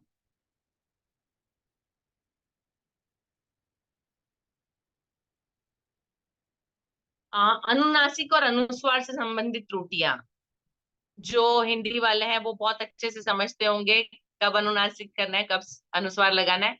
इसकी कंसेप्ट बच्चों को क्लियर नहीं होती है, तो इसकी कंसेप्ट बेसिकली बच्चों को दी जाए, ताकि वो सही जगह पे सही चंद्र बिंदु लगाना है या सिर्फ बिंदी लगाना है तो वो सही करेंगे। ए ई आई ओ यू का गलत प्रयोग करते हैं, क्योंकि ई का उच्चारण ई होता है, लेकिन उसका जो साउंड है वो ए आता है ना। तो और आई जो है उसमें ई आता है, तो बहुत सारी जगह बच्चे जो मात्राएं, जिनको हिंदी का कंसेप्ट क्लियर है, इंग्लिश के अंदर वो स्पेलिंग मिस्टेक करते हैं, क्योंकि उसके साउंड नहीं पता है। अशुद्ध भाषा का उपयोग, क्योंकि वो लोग जो बोलते हैं गलत तो वो लिखते भी गलत है। या स्थानीय भाषा का, वहां पे जो मतलब कुछ शब्द ऐसे होते हैं जिसका उच्चारण पर्टिकुलर जगह पे अलग तरीके से किया जाता है, तो उसका भी असर उनके लिखने पर आता है। जब बच्चे अपनी तरफ से कुछ लिखेंगे तो वो उन्हीं तरह के शब्दों का प्रयोग। जैसे एक एग्जांपल देती हूँ, बिस्किट को बिस्कुट बहुत सारी जगह पे बिस्कुट बोला जाता है। वर्ड है बिस्किट बट बोला जाता है बिस्कुट, तो वो लिखेंगे तो बिस्कुट लिखेंगे, बिस्किट नहीं लिखेंगे। उसके बाद लिपिगत कारण, जैसे कुछ एक अक्षर जैसे क और फ, तो वो डिफरेंस उसको प्रॉपर नहीं पहचान सकते हैं, इसकी वजह से वो लोग इस तरह से लिखते हैं। श और प है, भ और म है, तो जो मिक्स कर देते हैं। वैसे क्ष और ज्ञ, ये ऐसे अक्षर हैं कि जिसमें जनरली बच्चे बहुत ज्यादा मुश्किल फेस करते हैं, उनको बड़ी मुश्किल से लिखना आता है कि ज्ञ कैसे और क्ष कैसे, डिफरेंस नहीं पता चलता है। उसके बाद है शैक्षणिक कारण। या तो उनको बेसिक जब कंसेप्ट दिया गया वो क्लियर नहीं था, ठीक है, या उनके पास जो कॉपी होती है वो ठीक नहीं होती है, उनकी पेंसिल्स वगैरह होती है, पेन जो होती है वो लीक करती है, पेंसिल मोटी या ज्यादा पतली होती है, बार बार टूटती है। इन वजह से भी बच्चे के लिखने में प्रॉब्लम आती है। उसके बाद टीचर्स यदि उनको पर्टिकुलर टाइम पे जब गलती करते हैं उस वक्त यदि नहीं सुधार पाते हैं, तो वो बच्चा उस गलती को रिपीट करके उस गलती को अपने दिमाग में बैठा लेता है। जैसे मैंने अभी आपको एग्जांपल दिया कि आप जब नोटबुक चेक करते हैं तो बच्चों को यदि करेक्शन किया है तो उनके सामने खोलकर बताइए कि ये आपका करेक्शन है और आप इसको सुधारिए। तो ये एक हमको देखना पड़ेगा कि जब गलती की शुरुआत है वहीं पे सुधारा जाए तो ठीक होगा। अब हम इसके उपायों के बारे में बात करेंगे। नेक्स्ट पे चलते हैं। मैंने कुछ ये पिक्चर्स लिए हैं कि आप जो बच्चे गलत मतलब हैंडराइटिंग गंदे निकालते हैं या गलत तरीके से पकड़ते हैं, या नर्सरी जूनियर में आप सिखाते हैं तो कैसे किया जाए।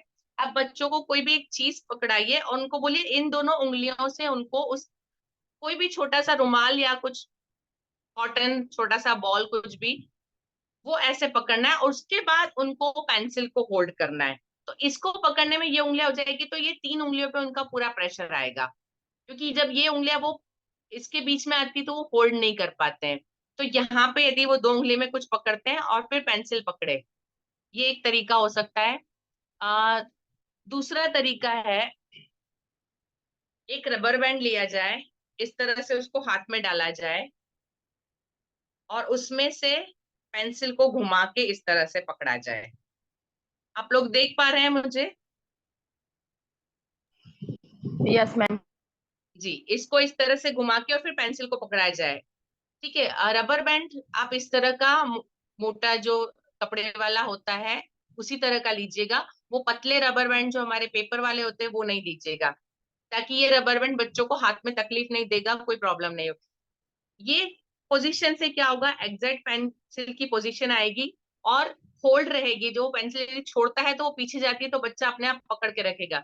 कई बच्चों की प्रॉब्लम थी, वो हाथ ढीला छोड़ देते हैं इसलिए उनके हैंडराइटिंग नहीं आते, वो पेंसिल पे मतलब अपनी ग्रिप नहीं बनाते हैं। तो जब इस तरह से रबर से पकड़ेंगे तो उनकी ग्रिप बनती है। इसका रबर का एक और तरीका होता है, आप इस तरह से उनके हाथ में अंगूठे और उंगली के बीच में डालिए और यहाँ से पेंसिल को डालकर इस तरह से, ठीक है, ये पेंसिल को बीच में से डाला और उसको ऐसे टर्न कर लिया। ये ग्रिप बहुत अच्छी रहती है जिन बच्चों की पेंसिल बार बार गिर जाती है या हिलती है, पकड़ नहीं पाते। तो छोटे बच्चों को यदि सिखाना है तो ग्रिप जिनकी प्रॉब्लम है, कई बार होता है कि उनके बॉडी मतलब प्रॉपर डेवलप नहीं हुए हैं बच्चों के, तो भी शायद उनकी मतलब कमजोरी की वजह से पेंसिल गिरती। तो जब इस तरह से बच्चे पकड़ेंगे तो प्रॉपर पकड़ पाएंगे और प्रॉपर लिख पाएंगे और पेंसिल अपने एंगल पे सही रहेगी, ठीक है। तो ये कुछ तरीके हैं। इसके अलावा एक और तरीका, बच्चों को पेंसिल कैसे पकड़ना है उसको सिखाया कैसे जाए, तो उनको बोलिए जैसे आप कुछ चिमटी मतलब पिंच करते हैं, चिमटी काटते हैं, ऐसे पकड़िए और उसके बाद पेंसिल को पीछे करिए और फिर तीसरी उंगली को अपना सहारा दीजिए। ये पकड़ने का तरीका सिखाया जाता है। कैसे पिंच करिए, आप पेंसिल है उसको ऐसा उठाया, इसको टर्न किया और पीछे उंगली से सहारा दिया और फिर आप उसको लिखिए। तो जब सही तरीका बच्चों को यदि सिखाया जाएगा पेंसिल पकड़ने का तो वो लोग मतलब सीखेंगे। अदरवाइज कई बच्चे क्या करते हैं, ये इस तरह से उंगली, इस उंगली को ऐसे प्रेशर करके और ये उंगली आगे, ये 4 उंगलियां इस तरह से पकड़ते हैं। इसकी वजह से क्या होता है, उनके फ्लो पूरे नहीं आते हैं। तो ये तरीका सबसे गलत है और इस उंगली पे जो प्रेशर आता है उसकी वजह से दर्द बहुत होता है, तो बच्चे ज्यादा देर लिख नहीं पाते हैं। तो जो बच्चे इस तरह से अजीब तरीके से पकड़ते हैं, आप इस तरह से रबड़ से उनका पकड़ने का तरीका चेंज करवा सकते हैं, क्योंकि वो होल्ड रहेगा तो बच्चा अपने आप उसको सीख जाएगा। नेक्स्ट पे चलेंगे हम। आई होप आपको ये तरीका पसंद आया होगा। Yes ma'am. जी धन्यवाद। उसके बाद अक्षरों और शब्दों के बीच की दूरी, जैसे हमने अभी डिस्कस किया, अभिनंदन सर ने भी बताया, डिस्टेंस कितना रखना है वो बच्चों को बताया जाए। लिपि, स्वर और मात्रा का ध्यान, जो उन्होंने 3 S बताए हैं वो, और स्वर और मात्रा कब किस पे कहाँ पे कौन सी मात्रा किधर से आएगी और उसको कैसे लिखा जाएगा। कई बार होता है कि बच्चों ने ई की मात्रा लिखी है, ओ की मात्रा लिखी है, उसमें डिफरेंस समझ में नहीं आता है। अभी यहाँ पे मैंने एक एग्जाम्पल दिया है, जैसे बच्चा, कई बार ये होता है कि बच्चा अपने दिमाग में कंसेप्ट गलत रखता है। जैसे टेबल, उसके दिमाग में तो टेबल सही आ रहा है, उसको टेबल बोला तो उसके दिमाग में पिक्चर सही बना, लेकिन जब वो लिखने जाता है तो पीछे का ई छोड़ देता है, क्योंकि उसको नहीं पता कि मुझे स्पेलिंग में ई को लेना है, क्योंकि बेसिकली उसकी कंसेप्ट के हिसाब से ई की जरूरत नहीं है, TABL भी टेबल हो गया है। तो ये कंसेप्ट, और इवन आजकल के बच्चे जो मोबाइल पर यूज करते हैं, वहां पे शॉर्ट लैंग्वेज चलती है, बहुत सारे मतलब शॉर्ट फॉर्म में लिखते हैं, वहां पे किसी स्वर को जरूरत ही नहीं होती है। तो वो भी उसका इम्पैक्ट भी आजकल बहुत ज्यादा है बच्चों के ऊपर। तो कंसेप्ट उनको दिया जाए कि पूरा वर्ड याद रखे, हर एक मात्रा का ध्यान रखे। नेक्स्ट पे चलेंगे हम। सुडौल और समान आकार के अक्षर का अभ्यास, अभी इसको कैसे करेंगे, मैंने कुछ एग्जाम्पल दिए हैं। जिन बच्चों के लेटर्स एक जैसे नहीं आते हैं उसको हम इस तरह से बिंदी बना के, या तो फिर आप ग्राफ पेपर दे सकते हैं। हम जो लाइन देते हैं, शायद लाइन में स्पेस मिलती वो, लेकिन एक जैसे बराबर नहीं लिखते, फिर भी बड़े छोटे होते हैं। तो इस तरह से उनको प्रैक्टिस के लिए अलग अलग आप टेक्निक हो सकती है। कुछ डॉट्स बनाकर दिया जाए और उसको same as it is follow करना, तो बच्चे हर एक कर्व, हर एक लाइन को सीख पाएंगे। उसके अलावा बहुत सारे यहाँ पे मैंने उसके अलावा दिए, आप अपनी स्क्रीन को बड़ा करके देख सकते हैं। जब अलग अलग तरह की प्रैक्टिस दी जाती है बच्चों को, और एक ही चीज को बहुत बार बनाना सेम साइज में, बेसिकली जब ड्राइंग भी सिखाई जाती है ना, तब ड्राइंग में एक पिक्चर को आपने एक बार बना लिया, वो सक्सेस नहीं है। उसी पिक्चर को दोबारा सेम वैसा ही बनाना, वो सक्सेस होती है, तब आप अच्छे चित्रकार हैं। यदि आप एक ही चीज को 2 बार, 3 बार, 4 बार एक ही जैसा एग्जैक्ट सेम बना सकते हैं, तो that is the means your success. तो बच्चों को ये सिखाना है, कोई भी एक शेप एक बार बनाया, सेम वैसा दोबारा, फिर तीसरी बार, फिर चौथी बार। तो इस तरह के कुछ अलग अलग पैटर्न्स बनाइए जिनको बच्चे कॉपी करें। यदि वो बार बार उनका एक जैसा बनता है तो वो प्रैक्टिस लिखने में उनको हेल्प करेगी कि हर बार उनके अक्षर एक जैसे आएंगे। तो प्रैक्टिस के लिए ये 2 तरीके हैं, मतलब डॉट्स वाले बना के। इसके लिए बहुत सारी वर्कशीट्स हो सकती है। मैं कोशिश करूंगी आप लोगों के साथ पूरा एक पीडीएफ बना के शेयर करूं, तो आप वो क्लास में बच्चों से नोटबुक के अंदर इतनी प्रैक्टिस दे सकते हैं, तो एग्जैक्ट वैसा ही बच्चों से ड्रॉ होगा। नेक्स्ट पे चलेंगे हम। मात्राओं का सही प्रयोग करना। बच्चे लिखने में हमेशा मात्रा में छोटी ई बड़ी, छोटा ऊ बड़ा ऊ, उनको उच्चारण के साथ सिखाया जाए कि ऊ और ऊ, ई बोल के डिफरेंस यदि समझ में आता है, बच्चे जब सुनते हैं तब उनको बताइए कि गुलाब और सूरज, तो दोनों की मात्राओं में हम सुन के पता चलता है कि गुलाब ऊ छोटा उच्चारण हो रहा है, सूरज उच्चारण बड़ा हो रहा है। तो ये डिफरेंस जब आप उनको पढ़ना सिखाते हैं तब सिखाएंगे, तो लिखते वक्त वो मात्राओं की गलती नहीं करेंगे। ध्वनि उच्चारण का ज्ञान, जब साउंड कौन सा बोला है ना, ए और ई की प्रॉब्लम होती है, आई और डबल ई का प्रॉब्लम होता है, स्पेलिंग्स में प्रॉब्लम, ई ए जो भी मतलब साउंड है वो कौन सा है और उसको कैसे लिखा जाए, उसके लिए प्रैक्टिस देनी होगी। प्रतिलिपि एवं श्रुतलेखन, अभी जो हमने डिस्कस किया सबसे पहले आपने बताया था कि जैसे बुक में से बच्चा कॉपी नहीं कर पाता है प्रॉपरली, ठीक है, तो उसके लिए मतलब ये करना है हमको, टीचर को उनको श्रुतलेखन करवाना है। क्योंकि जब बच्चा सुनता है और उसके बाद अपने दिमाग में पहले वो वर्ड बनाता है, उसके बाद वो लिखता है, तो जो उसने सीखा होगा उसको वही आएगा लिखना। तो यदि श्रुतलेखन हम करवाते हैं तो बच्चा किस चीज को गलत सीखा है आप उसको पकड़ सकते हैं।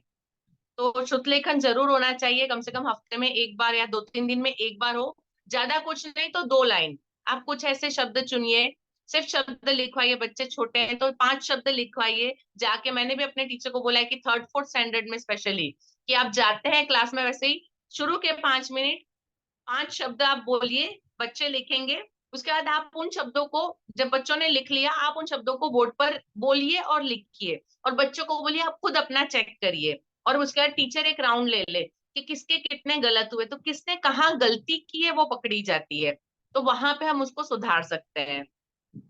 और बच्चा कॉपी करने का, जैसे हमने अभी डिस्कस किया कि कितना पोर्शन पढ़ता है और कितना एक साथ में लिखता है, ये ज्यादा इंपॉर्टेंट है। बहुत सारे बच्चे इसीलिए गलती करते हैं क्योंकि वो पूरा एक साथ नहीं पढ़ते हैं, तो वो आधा पढ़ते हैं फिर आधा लिखते हैं, फिर आधा पढ़ते हैं आधा लिखते हैं, इसलिए थकते ज्यादा है, बार बार ऊपर देखना नीचे देखना, तो मेंटली भी थकते हैं फिजिकली भी थकते हैं, इसलिए उनका लिखना स्लो हो जाता है। तो एक वो चीज, इसके लिए प्रैक्टिस देनी पड़ेगी उन बच्चों को। इसके अलावा हम लिखवाने के लिए बहुत सारे अलग तरीके, अभी ये सारे तो हमने जो किए हैं, हमने ट्रांसक्रिप्शन लिपितरण के किए। अभी बच्चों को मैंने बताया जैसे कंपोजिशन की जो संगठन की परेशानियां है उसको कैसे करना, तो उसके लिए कुछ उपाय है। एक एग्जांपल है, टीचर बोर्ड के ऊपर एक पिक्चर बना दे। पिक्चर सिंपली आसपास जो हमारे पहचान के लोग होते हैं, जैसे कोई मिल्क दूध वाला हो गया या पोस्टमैन हो गया या डॉक्टर हो गया, कुछ ऐसा बनाए कि वो दिखाई दे कि वो डॉक्टर है या ये। उसके बाद हम बोल सकते हैं कि अब आप इसके बारे में 3 शब्द लिखिए, 3 सेंटेंस लिखिए, 4 सेंटेंस, तो बच्चे बताएंगे कि ये डॉक्टर का चित्र है, मतलब बच्चे को लिखना है कि ही इज अ डॉक्टर या ये एक डॉक्टर है, और जब हम बीमार होते हैं तो वो हमको दवा देते हैं, वो हमको चेक करते हैं। बच्चा किस तरह से अपने आप को एक्सप्रेस करता है, कैसे लिखा जाए, बच्चों का एक्सप्रेशन पावर बढ़ाना है हमको लिखने के लिए। कई बार क्या होता है, बच्चों को क्वेश्चन आ गया, उन्होंने सुना था समझा था लेकिन एक्सप्रेस करना नहीं आता है, तो रटा हुआ शायद उनको याद ना रहे, लेकिन समझा हुआ यदि वो एक्सप्रेस कर सकते हैं तो वो आंसर सही अटेम्प्ट करेंगे। 2nd 3rd तक तो ये होता है रटे हुए आंसर लिख डालते हैं, लेकिन उसके बाद बच्चों के पास थोड़ा सा स्पेस होता है कि वो अपने शब्दों में लिखे अपने आंसर्स। कोई कहानी है तो उसका यदि किसी मतलब किसी का चरित्र, सपोज मुल्ला नसरुद्दीन की कहानी बच्चों को सिखाई है, तो मुल्ला जी किस तरह के व्यक्ति थे, या यदि मतलब जो भी कहानी है उसका कोई भी पात्र है तो वो कैसा है, तो बच्चे अपने आप से लिखे अपने शब्दों में। तो यहाँ पे बच्चे किस तरह से अपना सेंटेंस तैयार करते हैं, किस तरह से कंपोजिशन करते हैं, वो देखना है। तो आप इस तरह से अलग अलग चीजें, अभी सपोज मैं उनको ऐसे लिखवा रही हूँ, मुझे ऐसे राखी पे लिखवाना है, तो आप एक काम कर सकते हैं, बोर्ड के ऊपर राखी शब्द लिखिए, उसके आसपास एक स्क्वायर बना दीजिए, उसके आसपास से 4 5 6 लाइनें बाहर निकालिए। अभी राखी के बारे में उनको क्या क्या लिखना है, तो राखी हम कब मनाते हैं, ठीक है, क्वेश्चन लिखना है एरो करके, कैसे मनाते हैं, किस तरह का त्योहार है ये, ठीक है, कौन मनाता है, उसके पीछे कहानी क्या है। इस तरह के 4 5 क्वेश्चन आप उसके आसपास लिख दे। अब बच्चों को बोलिए कि आपका जो भी ऐसे होगा 10 लाइन का, उसके अंदर इन 5 क्वेश्चन के आंसर आने चाहिए, ठीक है। तो फिर बच्चे अपने हिसाब से उसको कैसे अरेंज करना वो सीखेंगे, ठीक है। तो हमको बच्चों को सिखाना है। वैसे 15 अगस्त तो आप जो भी टॉपिक दे रहे हैं उस टॉपिक में क्या क्या चीजें आएंगी उसको उसके आसपास एरो करके सारे क्वेश्चंस लिख दीजिए, और बच्चे उसको पढ़ के उसके आंसर को अटेम्प्ट करेंगे तो पूरा लिख पाएंगे। तो उसके बाद हो सकता है कि किसी भी एक शब्द अधूरा दे दिया, मतलब एक शब्द दे दिया, एक वाक्य अधूरा दे दिया, अभी इसको आप अपने आप पूरा करिए। तो बच्चे कितना क्रिएटिव है उसको पूरा करने के लिए। छोटे बच्चे हैं तो आप एक एक वाक्य के लिए कर सकते हैं, बड़े बच्चे हैं तो आप थोड़ा सा कहानी जैसा उनसे, या 3 4 वाक्य, या एक कहानी 2 सेंटेंस की शुरू करके आगे बच्चों को, कि एक लड़का था वो एक दिन स्कूल जा रहा था और उसने देखा अचानक, फिर आप छोड़ दीजिए। अब उसके बाद बच्चों को इमेजिनेशन कि अचानक क्या हुआ होगा, कि वो गिर गया, उसने किसी और को देखा, उसने किसी दोस्त को देखा, कुछ भी उनके दिमाग में जो भी आता है, लेट देम राइट। तो बच्चे क्या सोचते हैं उसको लिखना, वो आएगा बच्चों को, या किसी कविता का या कहानी का सारांश लिखना। तो इस तरह से हम क्या लिखा जाए, कोई प्रोसेस आपने की, आपने कोई डेमोन्स्ट्रेशन क्लास में दिखाया, और उसके बाद बच्चों को बोलिए अब इस डेमोन्स्ट्रेशन को आप अपने वर्ड में लिखिए कि आपने क्या देखा। कोई भी छोटा सा एक्सपेरिमेंट आप करके बता सकते हैं। तो वो बच्चा किस तरह से उसको समझता है और किस तरह से लिखता है, तो यहाँ पे इनकी ये प्रॉब्लम हम क्लियर कर सकते हैं। लिखने के लिए मेरे मतलब ये उपाय, इसके अलावा यदि आपको लगता है कि कोई चीज है जो मतलब प्रॉब्लम है, जो मैं शायद आपकी मतलब एड्रेस नहीं कर पाई, तो हम डिस्कस कर सकते हैं। आपके पास है ऐसा कुछ?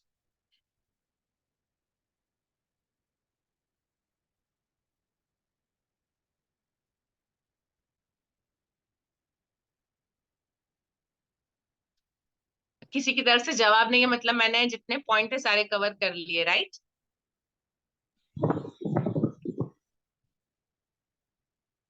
जी, ठीक है, तो हम आगे चलते हैं। सचल जी नेक्स्ट पे चलेंगे। याद रखने की परेशानियां और उपाय। अभी इसके पहले मैं आप लोगों का एक छोटा सा गेम, आप लोग, मैं आपको एक मैंने एक ट्रे तैयार की है, उसमें कुछ चीजें रखी है। आपको वो चीजें देखना है, हमारी डेली यूज की चीजें हैं। आप कितनी चीजें याद रख पाते हैं, मैं आधी मिनट के लिए आपको शो करूंगी। सजल जी, आप मेरा कैमरा स्पॉटलाइट कर दीजिए।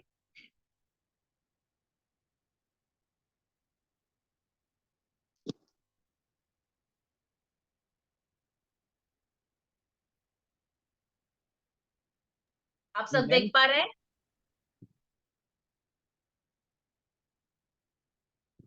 सोई तो कसो। Yes ma'am.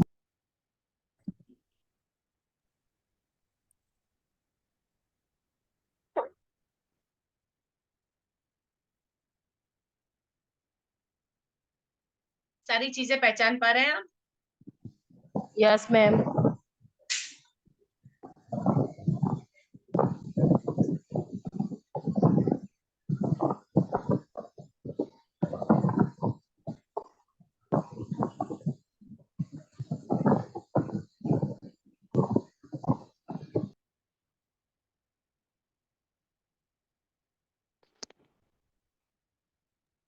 Ma'am video of हो गया आपका। अभी आप लोग लिखिए आपको कितनी चीजें याद रही।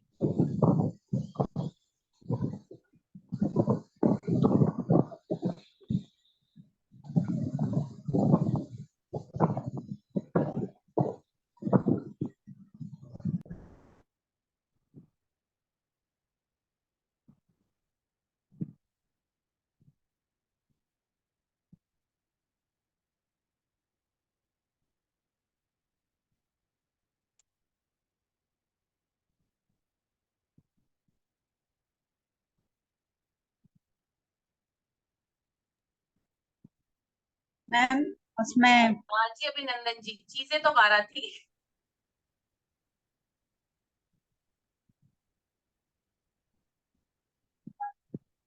बहुत बढ़िया ऑब्जर्वेशन है। शिवानी जी 6 याद रही, very good. Arun ji proper नहीं दिखी, ऐसा है? हाँ सबने लिखना चालू कर दिया है। रुचि जी 5, प्रीति जी 9, वेरी गुड। हाँ पिक्सेल्स ठीक नहीं आ रहे थे। ओके अरुण जी मैं फिर से दिखाती हूँ, एक बार सब लोगों ने लिखना चालू कर दिया है। अनुराधा जी आपको लिखना नहीं है, आपको सिर्फ टोटल बताना है आपको कितनी याद रही। हर्षिता जी 11, वेरी गुड। नाम नहीं लिखना है, बाकी लोग लिख रहे हैं। अमित जी 12 याद रही, वेरी गुड।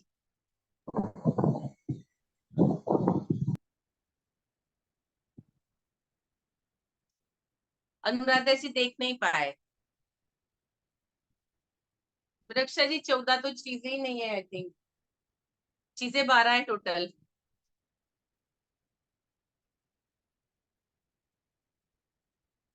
आप कितने लिख पाए?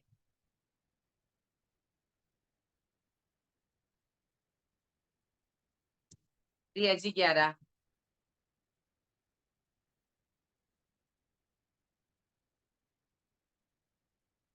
ज्योति जी 9,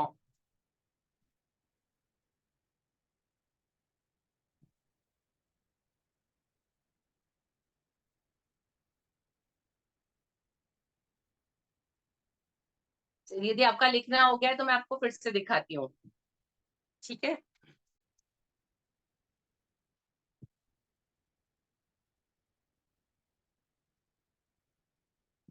आप लोग चेक कर सकते हैं आपने कितना सही लिखा। मैं थोड़ा सा बाइफर्केशन कर देती हूँ। मैंने खाने की 3 चीजें लिखी, बर्तन की 3 चीजें ली थी, स्टेशनरी की 3 ली थी और दवाइयों की 3 ली थी। मैंने इस तरह से थोड़ा सा बाइफर्केशन कर दिया है। यदि आप याद रखने के लिए बाइफर्केशन कर लेते तो जरूर याद रहता कौन सी चीज किससे रिलेटेड थी।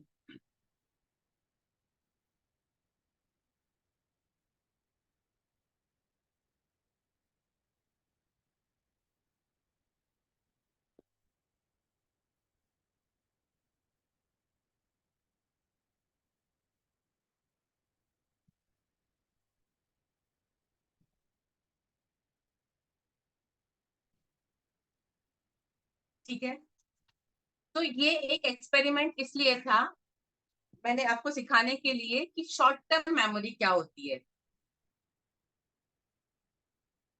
हाँ जी अरुण जी, सॉरी आप उस वक्त, ओके ठीक है, नेक्स्ट टाइम मैं पिक्चर लेके रखूंगी ताकि इजी रहेगा, ठीक है। शॉर्ट टर्म मेमोरी बताने के लिए मैंने ये एक्सपेरिमेंट किया था कि हम जो मतलब चीजें देखते हैं, आप एक बार में मतलब 7 चीजें +2 -2 याद रख सकते हैं, ठीक है। शॉर्ट टर्म मेमोरी कोई भी बात हम कैसे सीखते हैं, हमारी जो 5 इंद्रियां होती है उनके थ्रू हमारे दिमाग तक कोई भी बात जाती है।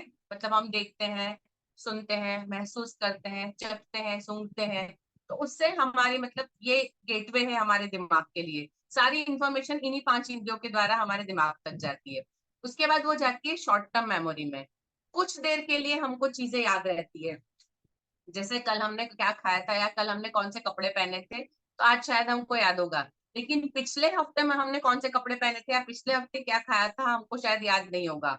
लेकिन किसी स्पेशल दिन पे, किसी पूजा के दिन या बर्थडे के दिन हमने क्या खाया था या क्या पहना था या किसी और ने हमारे साथ क्या खाया था क्या पहना था, तो वो हमको याद होता है।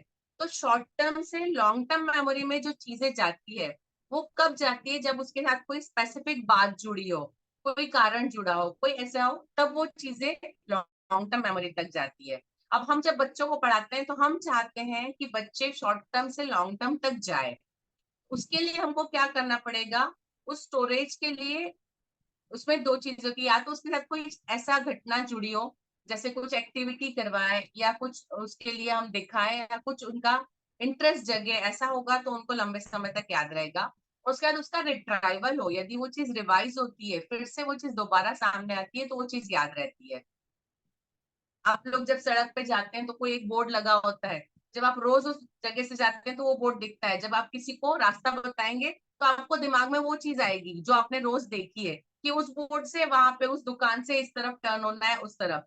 तो ये हमारी मतलब रिसेप्टर होते हैं कि हम इस चीजों को याद रखते हैं। तो इस तरह से जब पर्टिकुलर बच्चों के सामने कोई चीज बार बार आएगी तो वो बच्चों को याद रहेगी। तो शॉर्ट टर्म से लॉन्ग टर्म का जो मतलब प्रोसेस है, उसके लिए हमको थोड़े से एफर्ट लगाने पड़ते हैं। ठीक है, तो ये हमारा बेसिकली याद करने का तरीका होता है। तो यदि हमको ये याद करने का तरीका समझ में आएगा तो हम शायद बच्चों को इजीली हेल्प कर पाएंगे। ठीक है, नेक्स्ट पे चलते हैं।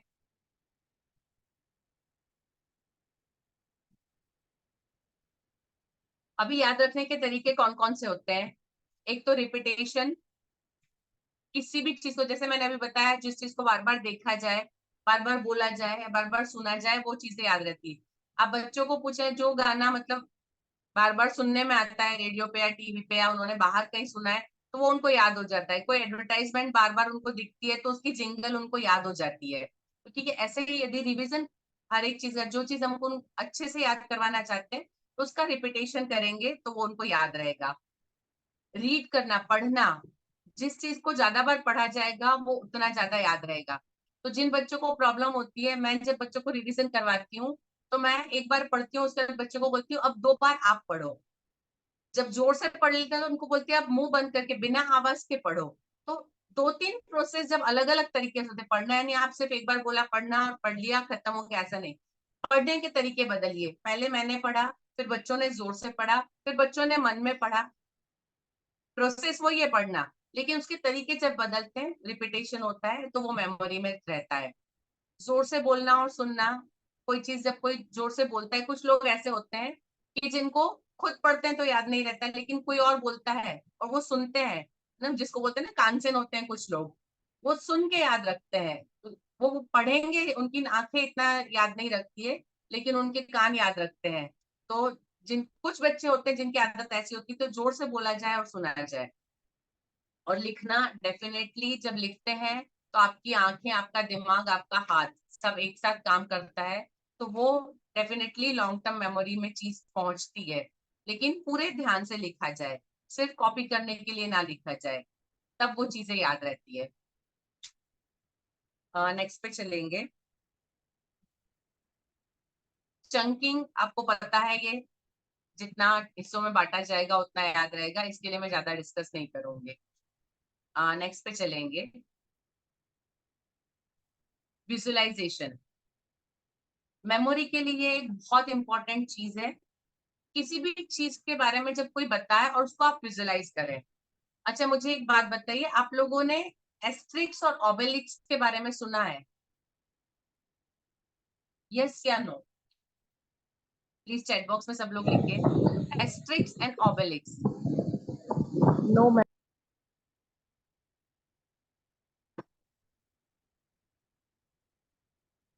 नहीं रिया जी, नो। ठीक है, Riti ji no, Priyanka ji no, no, किसी ने नहीं सुना है। ठीक है, चलिए मैं आपको विजुअलाइज करवाती हूँ। एस्ट्रिक और ऑबेलिक्स दो कार्टून कैरेक्टर है, इनके ऊपर कार्टून सीरीज बनी हुई थी। ये मतलब विदेशों की, मतलब रोम और उसके आगे के उस तरफ की, यूरोप तरफ के कोई देश है वहां, मतलब है। उसके जो ऑबेलिक्स है वो एक बहुत मोटा सा इंसान है, काफी मोटा ताजा। वो एक बड़ा सा ब्लू और व्हाइट स्ट्राइप वाला पैजामा पहनता है, उसके लाल कलर के बाल हैं और 2 चोटियां रखता है, और सिर पर उल्टा कटोरा हो ऐसी कुछ कैप पहनता है। उसके पैंट के ऊपर एक बड़ा सा बेल्ट बंधा हुआ है। ठीक है, और वो बहुत ज्यादा पावरफुल है। उसका फ्रेंड एस्ट्रिक, एस्ट्रिक बहुत हाइट में उससे कम है। उसकी जो कटोरे जैसी टोपी है उसके ऊपर पंख बने हुए हैं, और कार्टून सीरियल है जी अरुण जी, कार्टून सीरियल है। ठीक है, आप लोग विजुलाइज कर पाए? मैंने आपको बताया तो कैसे दिखते हैं, मैंने आपको जैसे डिस्क्राइब किया, आप लोग समझ पा रहे हैं, सोच पा रहे हैं कैसा हो दिखता होगा? आपने विजुलाइज कर लिया? ठीक है। सजल जी हम नेक्स्ट पे चलेंगे। अब मैं आपको दिखाती हूँ, ये जो लेफ्ट, नहीं वही एस्ट्रिक वाला रखिए कार्टून जी। जो लेफ्ट में है जिसकी टोपी में पंख है वो एस्ट्रिक्स है, और ये जो मोटा सा है वो ओबेलिक्स है। ओबेलिक्स ताकतवर है लेकिन दिमाग कम चलता है। एस्ट्रिक्स हाइट में छोटा है, ताकत कम है, लेकिन उसका दिमाग बहुत तेज है। और इनकी सीरीज विश्वास मानिए बहुत मजेदार है। आप लोग YouTube पे सर्च करेंगे, हिंदी में इसकी बहुत सारी सीरीज है, एस्ट्रिक द गॉल और क्लियोपेट्रा वाली और बहुत सारी है। आप बच्चों को दिखा सकते हैं, बच्चे बहुत सारी चीजें इससे सीखेंगे। बहुत अच्छे कार्टून कैरेक्टर्स हैं। मैंने और मेरे बेटे ने बहुत देखा है इसको, मतलब इसकी सारी सीडी ले आए थे, सारी फिल्में बहुत सारी बार देखी है, बहुत मजे करते थे। बहुत सारी नई चीजें बच्चों को सीखने को मिलेगी, वातावरण के बारे में और हिस्ट्री के बारे में बहुत सारा जानने को मिलेगा। अभी ये मैंने जैसे आपको विजुलाइज करके बताया, अभी मुझे एक बात बताइए, जैसे मैंने बोला था और आपने जो सोचा था और जो आपने पिक्चर देखा, क्या वो मिलते जुलते हैं? यस थोड़ी थोड़ी। यस और नो? मैंने जो आपको बताया, आपने विजुलाइज किया और जो आपने पिक्चर देखा, काफी कुछ समानताएं हैं उसमें जी। Yes ma'am. यस जी जी, सबका यस आंसर है। तो this is the technique of visualisation. आपको कोई चीज बच्चों को याद करवानी है तो उनको विजुअलाइज करना सिखाइए, उसको दिमाग में अपने आप उसका चित्र बनाइए, मतलब आप अपने शब्दों से उनके दिमाग के अंदर चित्र बनाइए। जब बच्चा उसको इमेजिन करने लगता है, सोचने लगता है उसके बारे में, तो वो उसके लॉन्ग टर्म मेमोरी में जाएगी और वो चीज याद रहेगी। डेफिनेटली ये कार्टून कैरेक्टर आप भी नहीं भूलने वाले हैं, ठीक है? और कोशिश करिएगा आप लोग भी, यदि कार्टून सीरीज देख पाए आपको भी मजा आएगा। डेफिनेटली छुट्टी के दिन थोड़ा सा टाइम निकालिएगा, और यदि बच्चों को दिखा सके तो ज्यादा अच्छा है। तो विजुअलाइजेशन ये एक तरीका है, मेमोरी टेक्निक है। आपको बच्चों को जो भी चीज याद करवानी है, मैं क्या करती हूँ, लंबे लंबे आंसर होते हैं, मैं बच्चों को बोल के एक इमेज बनवाती हूँ कि आप सोचिए कि ये ऐसा हो रहा है, इस बात को सोचिए, ये ऐसा चल रहा है या ऐसा हो रहा है। और यदि वो विजुअलाइज कर सकते हैं तो वो उस चीज को ज्यादा लंबे समय तक याद रख पाएंगे, ठीक है? नेक्स्ट पे चलेंगे हम।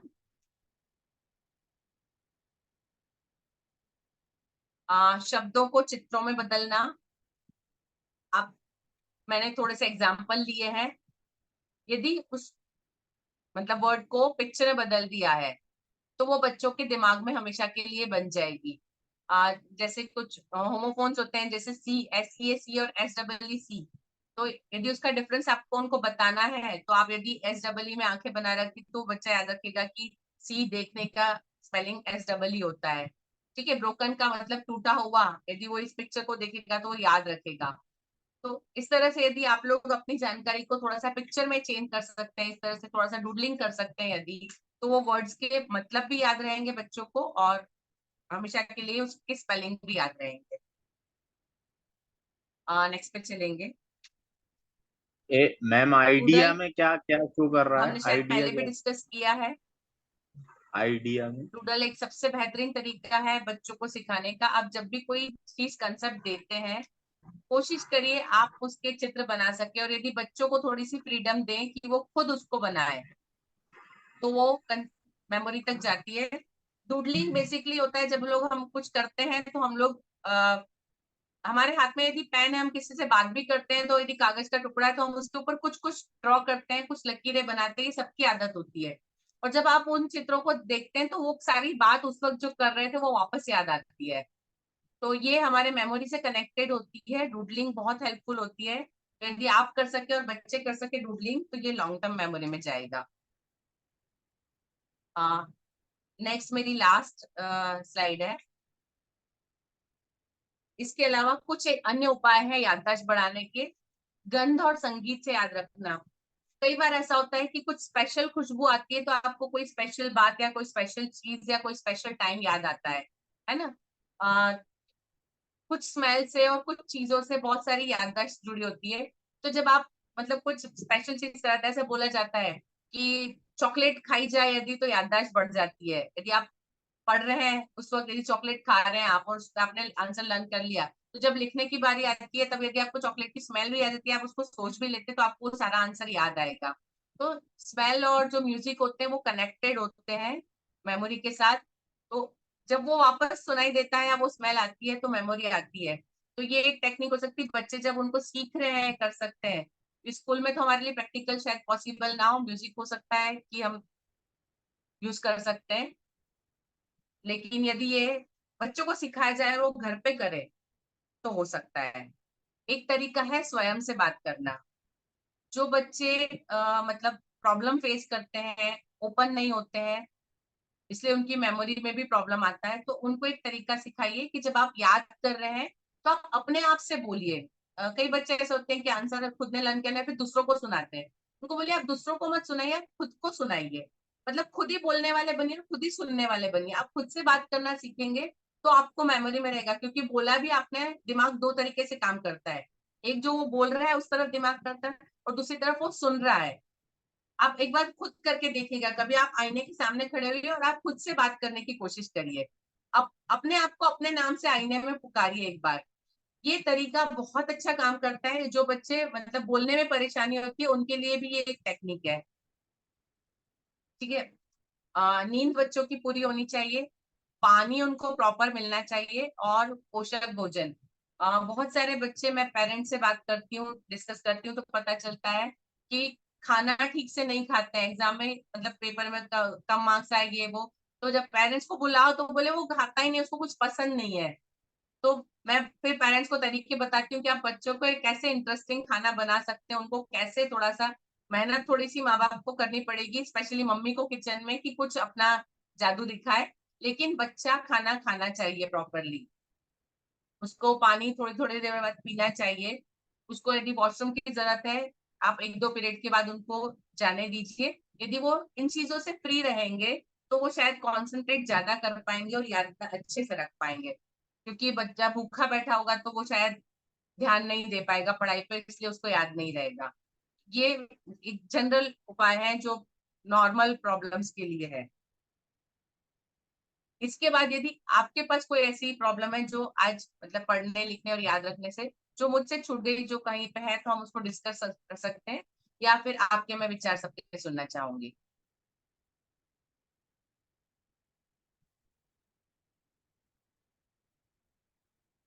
किसी को कोई ऐसा प्रॉब्लम कुछ समझ में आ रहा है जो हमको अभी पहले डिस्कस करना है?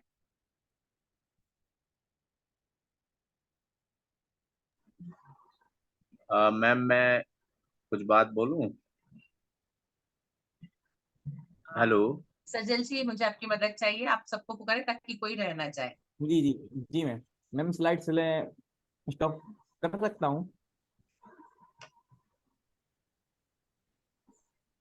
स्लाइड स्टॉप कर सकता हूँ? सजल जी, आपकी आवाज नहीं आ रही है। मैम स्लाइड स्टॉप कर सकता हूँ पीपीटी? हेलो। कुछ इश्यू लग रहा है। चलिए मैं शुरू मैडम। करती हूँ। रक्षा मैम जी, वॉइस आ रही मेरी? रक्षा Shukla ji, Sanmati kid school. Ma'am voice आ रही मेरी?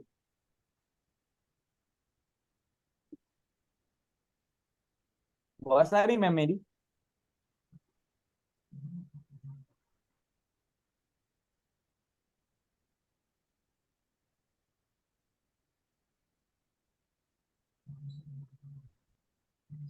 अभिनंदन सर कुछ बोलना चाहते हैं? जी सर बोलिए। मैम को शायद मेरी आवाज, अब अपनी आवाज सुनाई नहीं दे रही है उनको। सर मेरी वॉइस आ रही है अभिनंदन सर? आपकी तो आ रही है, आपकी आ रही है। जी जी। हम जी सर है जी मैम, आप कंटिन्यू कीजिए। मैम यहाँ पे नेट इश्यू लग रहा है।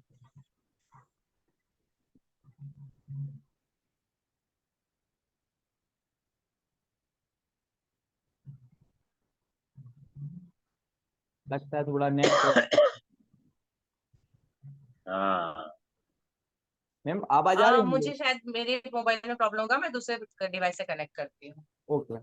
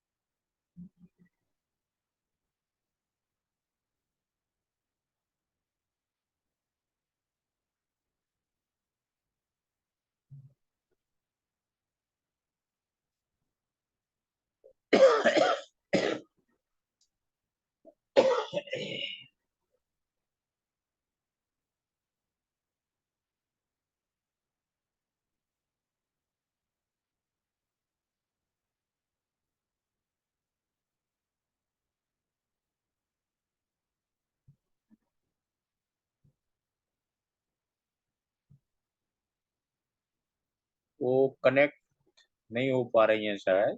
हाँ उनको सर नेट प्रॉब्लम कर जी रहा है बहुत सर। हाँ जी मैम। हाँ जी हाँ जी एक्चुअली मेरी कुछ अलग समस्याएं हैं, तो मैं थोड़ा आपसे पर्सनली अलग से बात करना चाहता हूं, यदि आपको टाइम परमिट करे तो, अभी या कभी भी जब आपको मतलब सुविधा हो।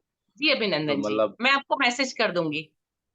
जी जी जी जी, जब भी आपको टाइम हो। जी स्कूल से ही बिल्कुल। संबंधित बात है जी। जी जी बिल्कुल। जी जी थैंक यू। जी इसके इसके बाद है जय जिनेन्द्र मैम। जय जिनेन्द्र।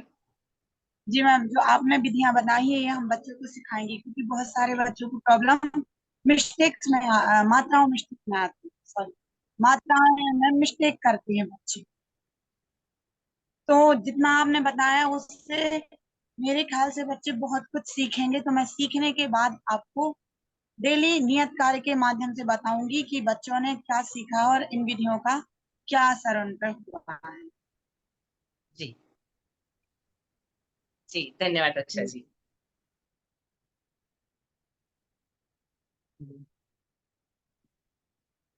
इसके बाद है Harshita ma'am. Harshita ma'am Tamrakar community system पटेरा।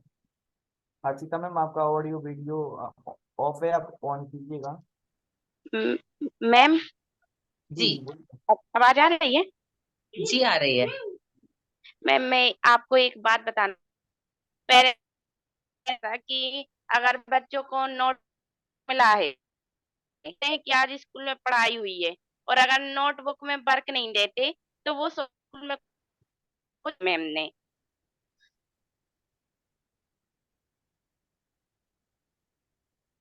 फिर से बोलिए।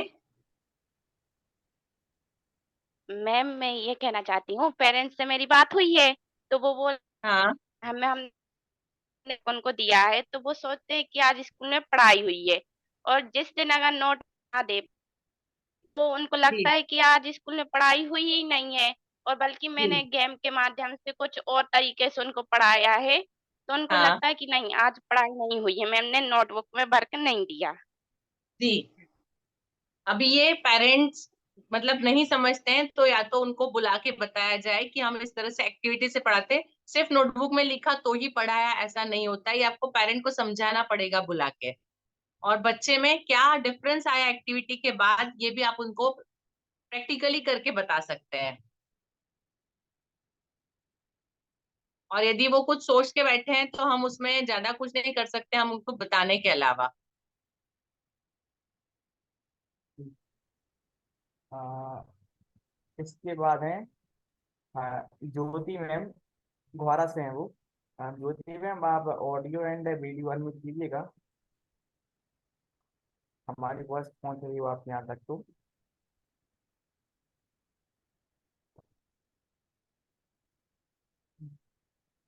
ज्योति मैम हमारी वॉइस पहुंच रही है आप यहाँ तक?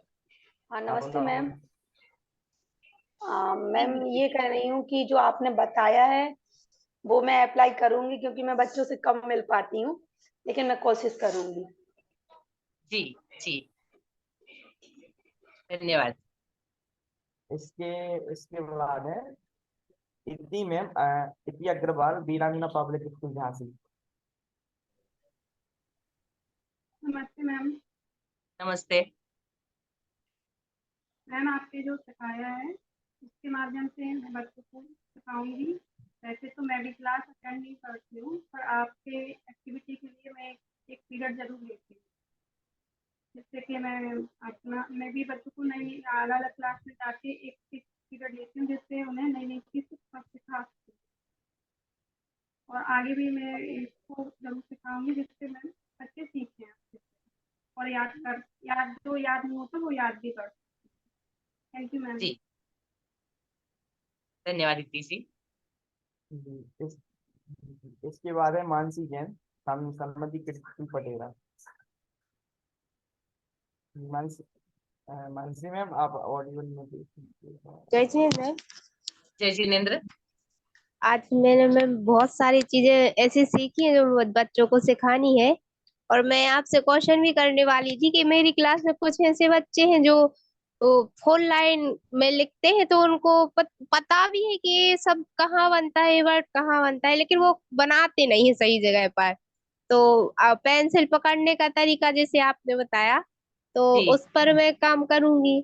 और बच्चों को बैठने का तरीका भी सिखाऊंगी कि अगर आप अच्छे से बैठेंगे तो आपकी राइटिंग पर भी उसका असर आएगा। जी तो ये भी जी सिखाने वाली हूँ मैं उनको। और जैसे कि आपने बोला कि वो मात्राओं और चंद्र बिंदी और बिंदी में उनको अंतर पता नहीं होता है, जी तो वो चीज भी मैं बच्चों को बताऊंगी। और मेरी क्लास में एक बच्चा है, बहुत ही इंटेलिजेंट है, कभी उसका होमवर्क मिस नहीं होता है। लेकिन उसमें एक प्रॉब्लम है कि वो जो फर्स्ट लेटर कैपिटल बनाना होता है वो कभी कैपिटल नहीं बनाता है। तो उसको मैं क्या बताऊं ऐसा कि वो उस लेटर को सुधारे। कई बार मैंने उससे बोला है, लेकिन मैं उसकी कॉपी तब जब भी चेक करूंगी उसके वही लेटर मिलेंगे, वो आगे का लेटर हमेशा स्मॉल ही बनाता है। आप उसको एक काम करिए, उसको बोलिए कि रेलगाड़ी का जो पहला होता है वो इंजन होता है, वो काला होता है, बाकी रेलगाड़ी के डब्बे लाल होते हैं, इसलिए हम्म। इंजन का काला होना जरूरी है। बिना इंजन की रेलगाड़ी नहीं चलेगी। आप उसको जी थोड़ा मैम। सा ट्रिकी करिए, चेंज करिए और फिर देखिएगा बिल्कुल। उसमें चेंज आता है कि नहीं। जी मैम बिल्कुल, क्योंकि वो बहुत ही ज्यादा इंटेलिजेंट है, कभी मिस नहीं करता अपना होमवर्क, हर चीज में जी अच्छा है। लेकिन वो लिखने में राइटिंग भी बहुत सुंदर है और उसकी, लेकिन वो हमेशा स्मॉल ही बनाता है फर्स्ट वर्ड। नहीं, अब आप ये इसको तरीका ये अपनाइएगा, उसको बताइएगा, ये चीज उसके दिमाग में रहेगी। जी मैम बिल्कुल, थैंक यू मैम। जी इसके बाद है प्रियंका प्रियंका जी प्रियंका पटेरिया। नमस्ते मैम। नमस्ते। बहुत सारी ऐसी समस्याएं थी जिनके उपाय आपने अच्छे अच्छे बताए हैं, तो मैं क्लास में उनका प्रयोग भी करूंगी और आपको वीडियो भेजूंगी। जी थैंक यू मैम। धन्यवाद। नेक्स्ट है रिया राजपूत, सर्वश्री कृष्ण पटेरा। रिया मैम हमारी आवाज पहुंच रही है आप यहाँ तक?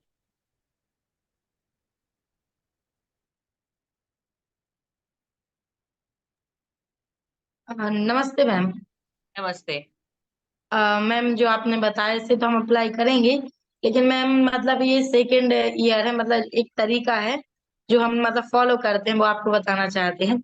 कभी भी बच्चों की जो गलतियां होती हैं हम उन्हें मतलब कैसे उन्हीं से सुधरवाते हैं। जैसे कि हमें कॉपी चेक करना होता है, तो पहले बच्चे को एक ऐसे बच्चे की कॉपी देते हैं जिसमें सब कुछ सही होता है, जो हमने पहले चेक की होती है।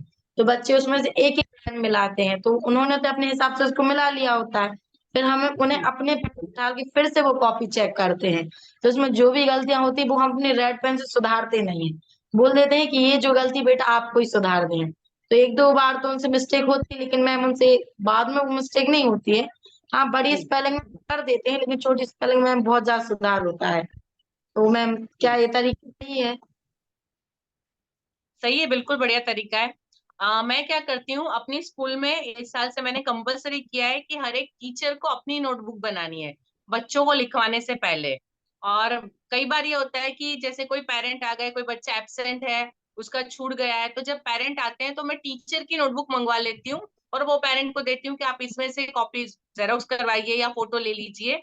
और इससे होता ही है कि मेरे यहाँ 3-3 सेक्शन है, तो एक नोटबुक जो तैयार होती है तो तीनों सेक्शन में उसी नोटबुक से लिखवाया जाता है। तो एक सैंपल नोटबुक हमारे पास जो सही लिखा है वो होती है। तो जैसे आप बोल रहे हैं कि दूसरे बच्चे, तो आप वो सैंपल नोटबुक का तरीका भी अपना सकते हैं स्कूल में। तो हर एक मतलब आप बच्चों को दे के वो चेक कर सकते हैं, खुद की गलतियां ढूंढ सकते हैं।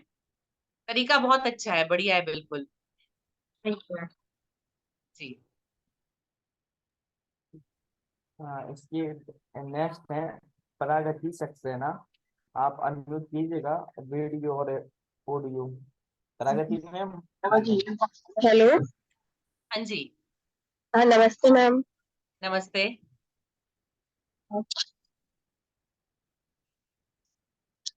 मैम, जो आपने अभी बताया ना, बाकी मैम लोगों ने भी कि मतलब लिखने में बच्चों को, मैम अभी भी मतलब 8th में तक बच्चे आ गए और उनको अभी भी लिखने में बहुत दिक्कत है। मतलब 4 लाइन का आइडिया नहीं है उनको।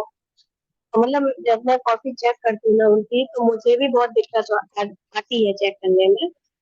क्योंकि अभी कुछ बच्चे 4 लाइन में लिखते हैं, कुछ मतलब सिंगल लाइन में लिखते हैं, तो उनको लिखने का इश्यू बहुत है। तो जैसे आपने बताया, आप उनको उस हिसाब से मैम और क्या कर सकते हैं?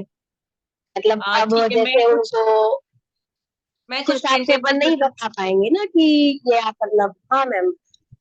मैं कुछ आप लोगों के साथ शेयर करूंगी। जैसे मैंने आज के विषय में बताया, आपको 2 अलग अलग तरीके बताए, कुछ डिजाइन हाँ कॉपी हाँ करने के कि जिससे लेटर बच्चे सही कॉपी करते हैं। वैसे इंग्लिश के लिए भी कुछ एक है, मैं आपके साथ शेयर करूंगी। जी मैम। ठीक है, तो आप उसके उस हिसाब से हाँ बच्चों को सिखाइएगा। हाँ मैम, क्योंकि पता वो सिंगल लाइन में लिखेंगे ऊपर नीचे या बीच में, सिंगल लाइन में लिखेंगे भी मतलब लेटर सही नहीं बनाते कि प्रॉपर कैसे बनाए, तो बहुत मिस्टेक करते हैं मैम कुछ बच्चे। जी बिल्कुल, हमने जो तरीके बताए मैं आपके साथ आगे भी शेयर करूंगी, आप उस पे काम करिएगा, जी फिर मुझे बताइएगा। हाँ जी मैम, थैंक यू। जी, धन्यवाद। जी। हाँ, इसके बाद है अमित सर ज्वाइन हुए हैं। अमित सर, कुछ क्वारी हो तो आप प्लीज रखिएगा।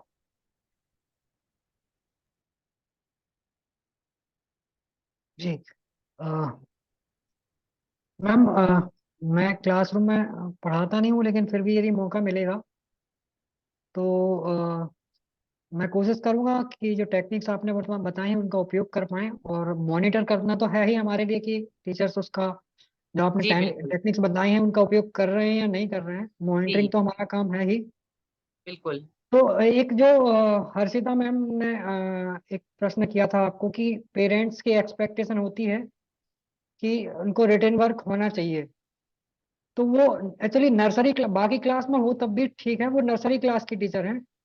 और नर्सरी क्लास में स्टार्ट हुए 2-3 महीने, 2 महीने भी नहीं होते हैं, उनको लगता है कि पूरे अल्फाबेट्स बच्चे को लिखना आना चाहिए। क्यों नहीं आया? 2 महीने से स्कूल आ रहा है तो लिखना क्यों नहीं आया?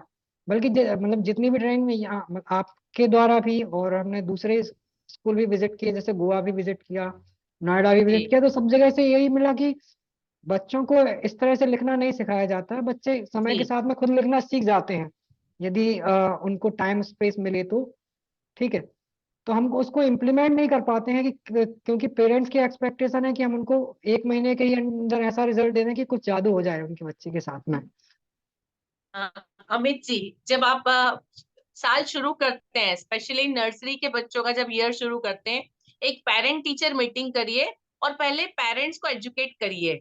आप उनको बताइए कि चाइल्ड साइकोलॉजी आपके टीचर्स को आती है, बच्चों को पढ़ाने का समझाने का तरीका है, आप उसको फॉलो करेंगे, इसलिए पेरेंट्स गलत एक्सपेक्टेशन ना रखे आपसे।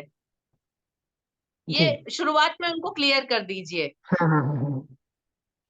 ठीक है मैम, तो अभी नेक्स्ट टर्म से यदि पॉसिबल होगा तो अभी बीच में भी एक बार मीटिंग बुला सकते हैं। जी और फिर नेक्स्ट टर्म में एडमिशन के टाइम पे ही हम उनको ये क्लियर कर देंगे कि एक्सपेक्टेशन ना रखें हम, हाँ जी। रॉन्ग एक्सपेक्टेशंस ना रखें। एक्चुअली जो प्रोसेस है उस प्रोसेस को ही हम लोग फॉलो करेंगे। तो जी ये नेक्स्ट टर्म में हम लोग सोचते हैं। और एक बात और बीच में आई थी मैम कि आपने बताया था बीच में, तो मुझे क्लिक हुआ कि अ, आपने बताया था कि बच्चे मोबाइल यूज करते हैं तो उनको लिखने में, टाइप करने में, चैटिंग करने में वो वोवेल्स को स्किप करते हैं। जी तो ये जो आदत है वो बाकी और सभी लोगों में भी देखने को मिल रही, मतलब टीचर्स के मैसेजेस और उनके भी रिप्लाईज में मैं देखता हूँ कि वो सेम मिस्टेक्स वो भी करते हैं। पेरेंट्स को मैसेज करना हो और उनको होमवर्क देना हो तो सिमिलर तरह की ये जब आपने हाँ बोला तो मुझे लगा कि हो सकता है कि ये रीजन उनके साथ में हो कि मोबाइल पर टाइप करते हुए उनको वो आदत हो गई है वैसे शॉर्ट में जी। लिखने की, तो ये प्रॉब्लम हो सकता है। आ, इस प्रॉब्लम का सॉल्यूशन देखिए, एक तो टीचर्स को हम बोल सकते हैं मोबाइल हम्म, में मैन्युअली टाइप करने की जगह उसके बाजू में एक माइक होता है, उस माइक को ऑन करके जब वो बोलेंगे तो अपने आप टाइपिंग होती है, क्योंकि वो टाइम कम होता है, वो जल्दी में टाइप करने के लिए वो तरीके अपनाते हैं, तो वो ना करे। और एज अ टीचर, टीचर को कभी भी कोई भी लेटर स्किप करना ऐसे अलाउ नहीं है, स्पेशली जब हम पेरेंट को भेज रहे हैं। एक्चुअली मेरे यहाँ तो मैं ये करती हूँ कि मेन जितने मैसेज जाने हैं, कोई भी मैसेज तो वो मेरे थ्रू ही जाता है।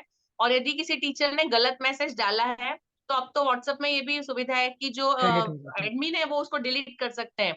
जिस दिन मेरे किसी टीचर का कोई भी स्पेलिंग मिस्टेक वाला मैसेज जाता है, मैं उसको सबसे पहले मैं डिलीट करती हूँ। तो एक तो पेरेंट्स के पास मैसेज ये पहुंचता है कि टीचर का मैसेज प्रिंसिपल ने डिलीट किया है, फिर मैं टीचर को फोन करके बताती हूँ कि आपने ये गलत लिखा है, उसको ठीक करिए। तो ये एक बार गलती होने के बाद दोबारा नहीं होगी, ये पक्का है। ओके। जी मैं मॉनिटर तो करता हूँ लेकिन मैं खुद से डिलीट नहीं करता हूँ, कोशिश करता हूँ मैं पहले टीचर को ही बोलता हूँ कि आप पहले डिलीट कीजिए जी फिर दोबारा मैसेज भेजिए। जी ठीक है मैम, बाकी तो सब बढ़िया है और कोशिश करेंगे जो भी प्रॉब्लम्स हैं उनको जी दूर कर पाए। हम लोगों ने एक वो आपको बताया था कि एक एक्टिविटी स्टार्ट करी थी, जो बच्चे कुछ नहीं सीख पा रहे थे उनको हमने अलग किया था। जी तो उन पर वर्क करना स्टार्ट किया है। तो उसमें अलग अलग तरह की प्रॉब्लम समझ में आ रही है कि जो बच्चे सेकंड थर्ड में भी आ गए हैं, अभी उनको मतलब 100 तक काउंटिंग नहीं आ पाई किसी ना किसी रीजन से। ऐसे हम्म फर्स्ट टू थर्ड 8-10 बच्चे ऐसे निकल करके आए हैं जी जिनको स्पेशल अटेंशन का रिक्वायरमेंट है। तो वो कर रहे हैं, तो उससे संबंधित कुछ क्वेरी रहती है तो जी मैंने टीचर्स को बोला हुआ कि वो आपसे डायरेक्ट पूछ सकते हैं, मतलब मैसेज करके जब भी आपको जी समय होगा तो आप रिप्लाई करेंगे। जी मैं शाम को 5 से 7 के बीच में जनरली अवेलेबल रहती हूँ, मुझे उस टाइम फोन करेंगे तो कोई प्रॉब्लम नहीं है। Okay, thank you ma'am. जी हाँ जी मैम, मुझे लगता है सभी पार्टिसिपेट हो चुके हैं और जो भी टीचर अभी क्वारी रखना चाहे तो भी रख सकता है, नहीं तो समापन की ओर चलते हैं। जी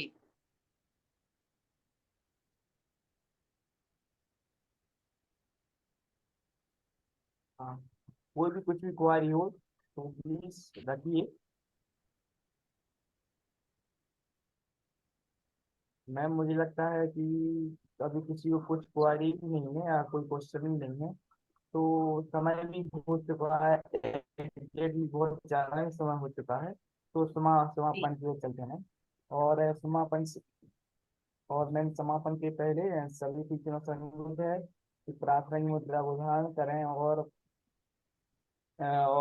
मेरी भावना के साथ 4 पंक्तियों का वाचन करते हुए सेशन की ओर समाप्ति की ओर चलते हैं। बोलिए महावीर स्वामी की जय, पंच परमिष्ठ भगवान की जय। जो मोहे माया माने मद सवे मदने मद धन पीर हैं, जो विपन पिटियो बीच में ज्ञान सारण धीर हैं, जो तरह तारण जलद के तीर हैं, रेवत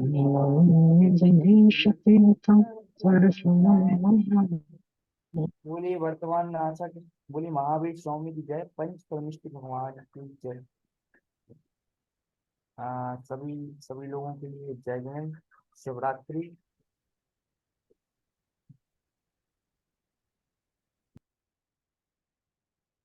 जय जय मैम। जय जिनेन्द्र सभी को।